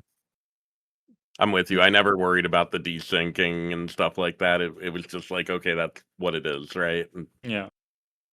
You're just playing the Spy Master trinket right now, if that was the case, instead of the flask, probably. So, yeah. I'm gonna say Yeah. I don't like shifting. If it was for I utility, know, I'm I all know, down. I know you don't like it. It's just like my issue with it has always been just like it feels so interruptive in your rotation. I think if I recall all the past Mage iterations, like Arcane, I think has always been the one that made me feel this way the most. Where like you're playing and you get into this groove where it's like missile blast, missile something, and you're kind of getting in this like rhythm, this like trance state, right? When you're like just like gaming, and then you just like have to press shifting. It just feels like it takes me out of my element. You know what I mean? It takes me out of that immersion. And that's what I always not liked about it. I like think- that it gives CDR, but like if it was a button that you just clicked and it gave you the CDR over time, like there's an evoker spell like that. I don't know what it's called. Time stop, I think, or something. No. I know what you're You talking have to about. channel it. Is there one yet? Okay, I thought there was one. There's a passive version that's just 10%, but yeah. Okay, yeah, like if we got the passive version, I'm all down for that. Obviously it would be hard to balance. Like, hey, click a button and you get 20 second CDR, like in 3 seconds, like that. That's a bit OP, right? But I think on your end, the one thing I didn't like about shifting power was how it kind of, you couldn't like, for example, if you want to like press a barrier because like an emergency damage happened, or like you want to kick something, like you couldn't do that. It's also, I forgot to mention this about Frost. I don't like how Ray of Frost is so, like you can't do anything when you're casting Ray. You can't kick, you can't bury, you can't defensive. So that's the one thing I didn't like about shifting, but I did like the CDR and my kick and my barrier. But yeah, same thing I don't like about Ray of Frost right now. I remember what Forgy said. I specifically remember in season 3 with Mana Forge. It's like you would be in that like the flow, right? And then I would forget completely about shifting power, and I'm like, fuck, my touch is on like 13 seconds left. Okay, I have to like, I can still press it and kind of get like full value, right? But sometimes I would like completely like zone out, and then I see touch on 10 seconds. I'm like, do I still press it or delay it after touch? So it definitely was breaking for Arcane. I specifically remember like it was fucking my brain sometimes. Yeah. In autopilot. There's like a really crazy way of doing the Mincius 2 that like the Chinese Arcane Mages were doing, where they would do the cooldowns like in a completely separate order, basically doing the delayed touch, but it would lead to every rotation of doing the touch, you would always shifting power right before it. So it was like flipped, which was like kind of cool. That sounds horrible. That sounds so horrible. Yeah, like I'm not a hater when it comes to shifting power. I think it's fine. Like and there's been times where it was like, you know, it felt like a pop off because it was like, I know no one has an interrupt and they're calling, no one's got to interrupt, right? And I just rip my shifting power, even though like I don't need it for damage. I'm doing it for just my counter spell, and then I get the kick on the mob, right? Like save the day because I used it, and then like stuff like that obviously is fun, but it's you know, very niche thing, but good memories. Yeah. You ever cast a shifting and then somebody calls your kick and you're like, no. That's kind of how it is with Ray of Frost almost. Yeah. Like one thing, guys, I would like to like maybe point out, like that I noticed on PTR, maybe Billy as well. Like when you're playing Arcane, specifically in M+, but probably in Raid as well, like don't have talent points. Like you had the luxury in season 1 that you were just like locking in whatever the fuck you wanted because most of the talents just didn't matter. But now you have like on the left side. Yeah, on the left side, like you have improved warding that you have to take. Now you have the mirror image talents, which you kind of have to take, right? And then like if you want to like spec stuff like the improved counter spell, like the 1 second log, which is whatever, so yeah, doesn't matter. But if you want to like spec like decurs and like spell steal, it's very cooked. Yeah, and then like you actually have to like de-talent them for dungeons you don't need them. When like before you could just run both of them all the time. Yeah, but it's like you cannot talent for everything. That's kind of like weird. It is nice that you can drop that 5% mana reduction talent though now, right? That's no longer really relevant. But it's like 5 DPS decrease, no? Maybe. No, it's like there's no way you're running out of mana. There's But it's still like maybe like Enlightenment scales with it, maybe just like a little bit, you know, like yeah, Yeah, five yeah. DPS, you know. If you wipe at just 5 sitting there HP, licking though, the you know. plate, right, Khaelt? You know. I know. Wait, no, I think you're right, because when I was looking at the town tree, actually, a lot of the times when I wanted to pick up the avoidance one, my solutions were always like, okay, I'll drop the invis CDR, right? You don't want that. Because I mean, yeah, you don't care, but if you're going to keys, you definitely want that probably, right? Yeah. To invis stuff. So now you probably have to drop invis move speed. Yeah, And the it's move like, speed okay, one well, is the biggest. what you I drop. feel like that one hurts Yeah. the most to drop, right? Because Yeah, then it's it's like just- if Shimmer doesn't work on that, you're just like walking. Yeah. It's Yeah. shitty because it's like simultaneously the worst feeling thing to drop, but probably the least impactful thing, and so it ends up being the go-to to drop, right? Yeah. Even though it feels absolutely awful. And also, one more talent which is really goated this season, in my opinion, like specifically just talking about M+, is the one which makes your clear casting last like 15 seconds longer. So in between pulls, it's like sometimes like, bro, my 3 clear castings just dropped by like 1 second. I'm like, if I had that talent, I would have had 3 clear castings for this pull. So there's definitely a lot of people will be in the realization once the season hits that I don't have talents, and then people will be like, decurse me, and they'll be like, I don't have it. So, Yeah, when I was doing my builds for M+, I very much favored that clear casting extension talent because Yeah, it's yeah. like just so impactful for in between pulls and travel time and keys, stuff like that.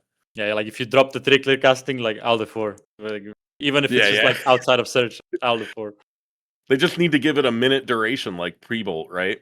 Yeah, Dude, yeah. like it's crazy that they gave Peebled a minute, man. Like I was I so know. surprised when that happened. If you think about it, like you might, I think if you were They just like copy pasted Glacial Spike, right? yeah, like if we were doing the Mincius, like you might be able to get one right at the end of phase 1 and go all the way to the first platform and barely get it Oh. off like right before it expired. That'd be sick. That's pretty Yeah. good use case, actually. Like, I will say though, I how ha- do you hold the P-bolt? I guess you'd have to like time it. Yeah, you Like- have to time the barrage so it's like leaving your hands and pray. Yeah. But yeah. All right, next question here that I've got. Who do we think is going to be the de facto spec or multiple specs for Raid next season? I think Yo, Vinverki, I think we're all probably pretty heavily Hope you had a good leaning stream. towards Arcane right now on most of the Raid, maybe Frost on a couple of those 2-3 target scenario fights, right? I think that's where I'm kind of landing, like the 3 construct or the 2 construct fight, right? I think that one's pretty clearly probably going to be the Frost territory, but then you get into the guy with the poison pool with the 3 statues where the ads are coming out of them. I think that one's going to be pretty obviously Arcane, right? You're going to have good opportunities to like set up a P-Bolt barrage on some of those ads that aren't stacked on the boss, stuff like that. I think that's at Yeah. least where I'm sitting. Do you guys have any different takes Nah, on that, or I completely agree with you. I did like a video before they nerfed Frost where it was kind of like way more obvious what's going to be played. I think like if Frost is obviously still the better pick on 2 target, I haven't seen that many sims. You're going to play it on the turtle boss because that is pretty much stacked 2 target unless they change something. You're probably going to play it on the snakes because I was checking VOD and my ice lances are like glacial spikes are cleaving the both of them. But I think everything else could, except for the Entomb Sentinels, but usually you don't really care about the first 2 boss fights, right? You play whatever the hell you want.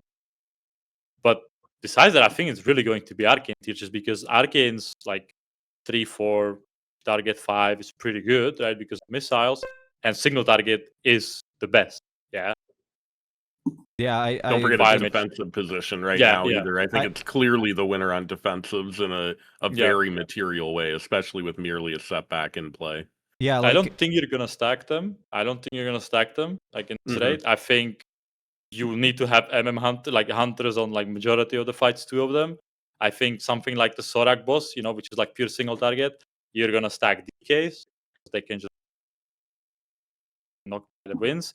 I just don't see a single fight where you would stack mages except for maybe the turtles. Like maybe Frost Mage's target is that crazy that you're gonna pick Frost Mages, but besides that, I sadly think it's again 1 mage tier in my. yeah, I don't know how you I guys agree. I think like yeah, I was in the same boat where like before they nerfed the Frost cleave stuff, like I was thinking, oh, it's probably gonna be Frost with a mix of Arcane on certain bosses. But like there's like different angles to this question, right? Because it's like number 1, You know, different answer depending on like when you're doing the bosses, right? Like if you're progging it like super early cutting edge, that'll probably be a different scenario. I think in that realm, definitely Sunfury has like a big advantage, right? Just because of the defensiveness. I think you can make it work on every fight too, and I think you'll actually do well. But I also, yeah, I agree. I don't think it's going to get stacked. Like even though everything with spread cleave got nerfed across the board, there are still some specs that are just like outliers in that regard, or just like have other reasons why they're good. So yeah, I mean, if I had to choose one spec for the entire raid, I'd probably play Arcane. But I think that there's at least 2 or 3 bosses I might play Frost on, and if they buff things by the time I get to the last boss, depending on how hard that is, because BlizzCon's also coming up, it might delay our prog. It might be maybe Fire's buffed by that point. Who knows? But yeah, I think it's leaning heavily towards Sunfury Arcane right now. Yeah, I think just for the fact that you have a 6 or 7 second wall after pressing Prismatic Barrier is just going to be. It's just so insane. It's so a insane. Demon Hunter Blur. It's Demon Dude, Hunter 8 Blur. seconds. It's a third of the duration of the cooldown of barrier. It's so crazy. Yeah, it gives you a proper defensive, Sorry, like Forgy, what how were you other gonna say? classes have. Mhm. It's literally a wall. actually, Yeah. yeah, and it, like that's not counting the actual duration of the barrier that you have up. You're gonna Mhm. have like a lot of uptime on that DR, right? Yeah. It's insane.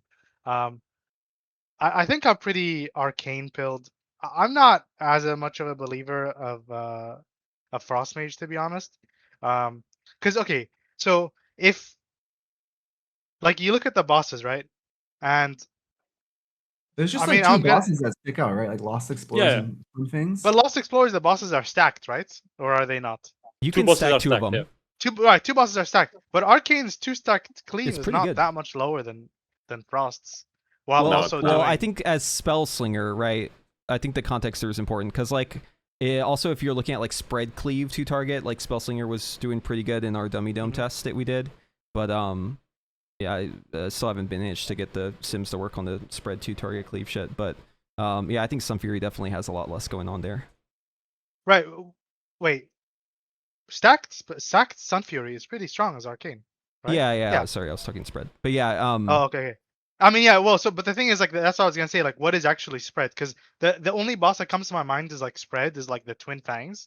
But if they're close enough to get GS, I would imagine they're also close enough for most of Well, they're- Arcane's. when capabilities. they're they're close when they're for together, missiles, they're close enough for missiles and barrage. When they're apart, they're close enough for barrage, I believe, but not missiles.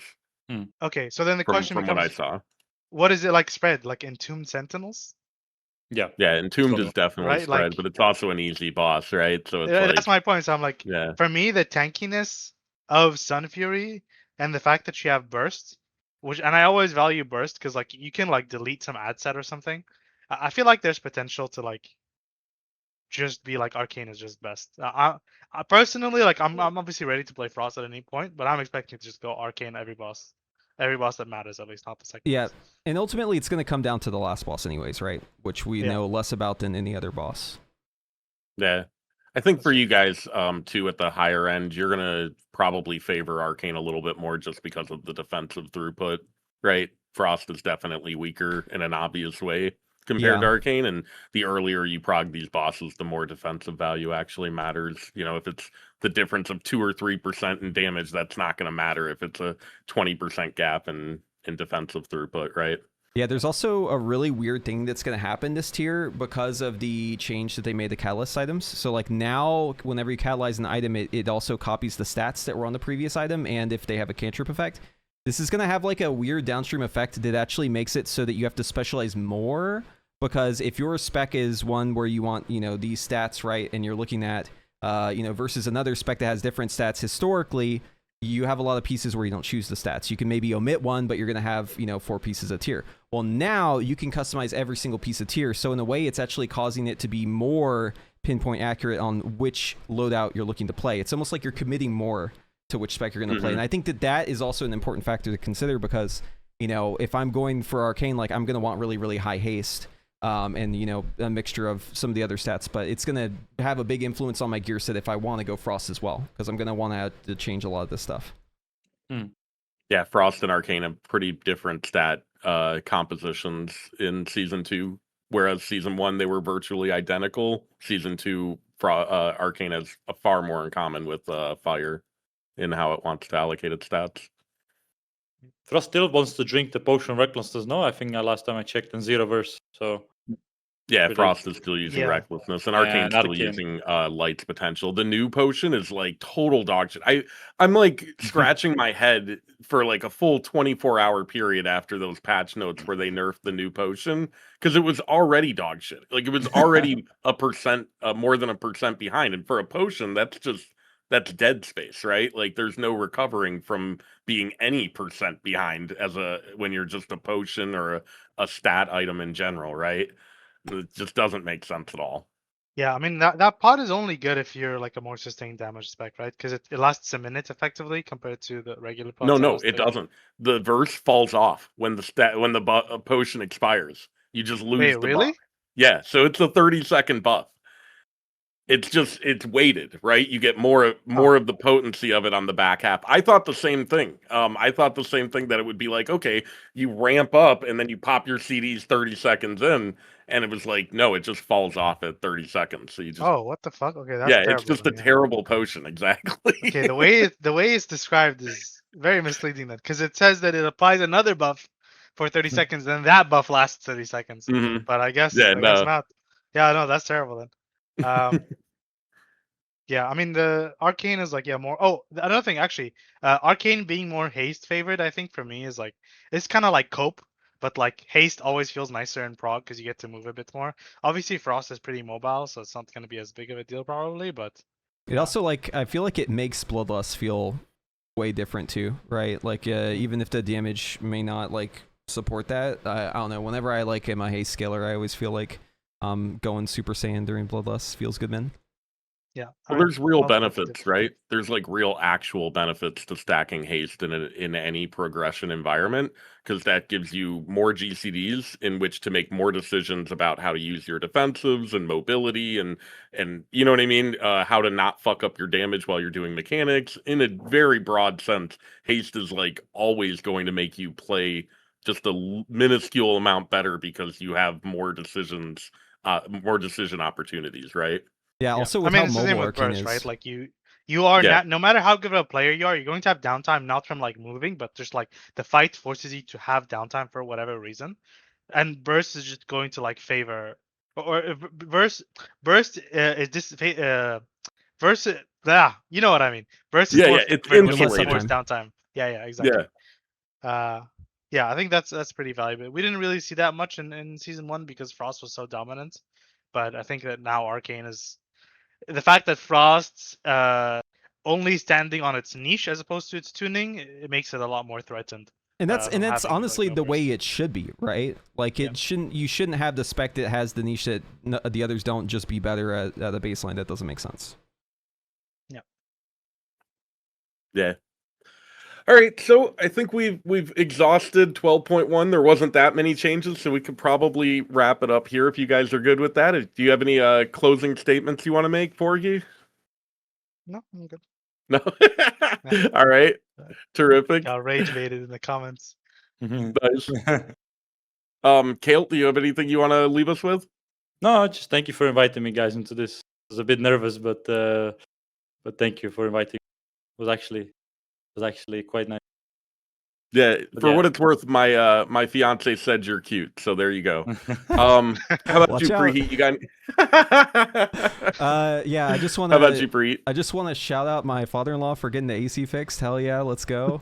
Also you know, make fire great again or something like that. Not this tier though. Don't do it this tier. I want to play Sunfury Arcane this tier, but maybe later on, right? How about you, Billy? Please do something to Fire Mage. I don't know anything. God, don't give it another aura buff and call it a day, please. All right. Well, we can leave it off there then. Thank you very much for attending, guys. I really appreciate it. I know the community really likes these events, so I'm going to keep trying to have them every patch or so. And you know, I'll definitely send re-invites here when we get closer to 12.2 and we've got some PTR stuff to discuss. Thank you very much, gentlemen, and Always a pleasure. thanks to all the viewers out there. It's always fun to see your feedback and get your perspectives. So, all right, guys, thank you very much. Thank you very much. Bye bye. Thanks. Hey guys. Bye bye. Anyways, this is the end of the video, so I'm going to be cutting this up and putting it on YouTube. So if you missed the part of the conversation and you want to watch that, it is going to be on a VOD, so you can watch that at a later time. Let me know in the comments if you agree, if you disagree. I want to hear from you, even if you think that you know, everyone in here is wrong. You know, always open to hear the feedback and just what you think would make Mage better, because I think we can all agree about a lot of the problems that Mage has right now. I think where we might have like different ideas is like the solutions.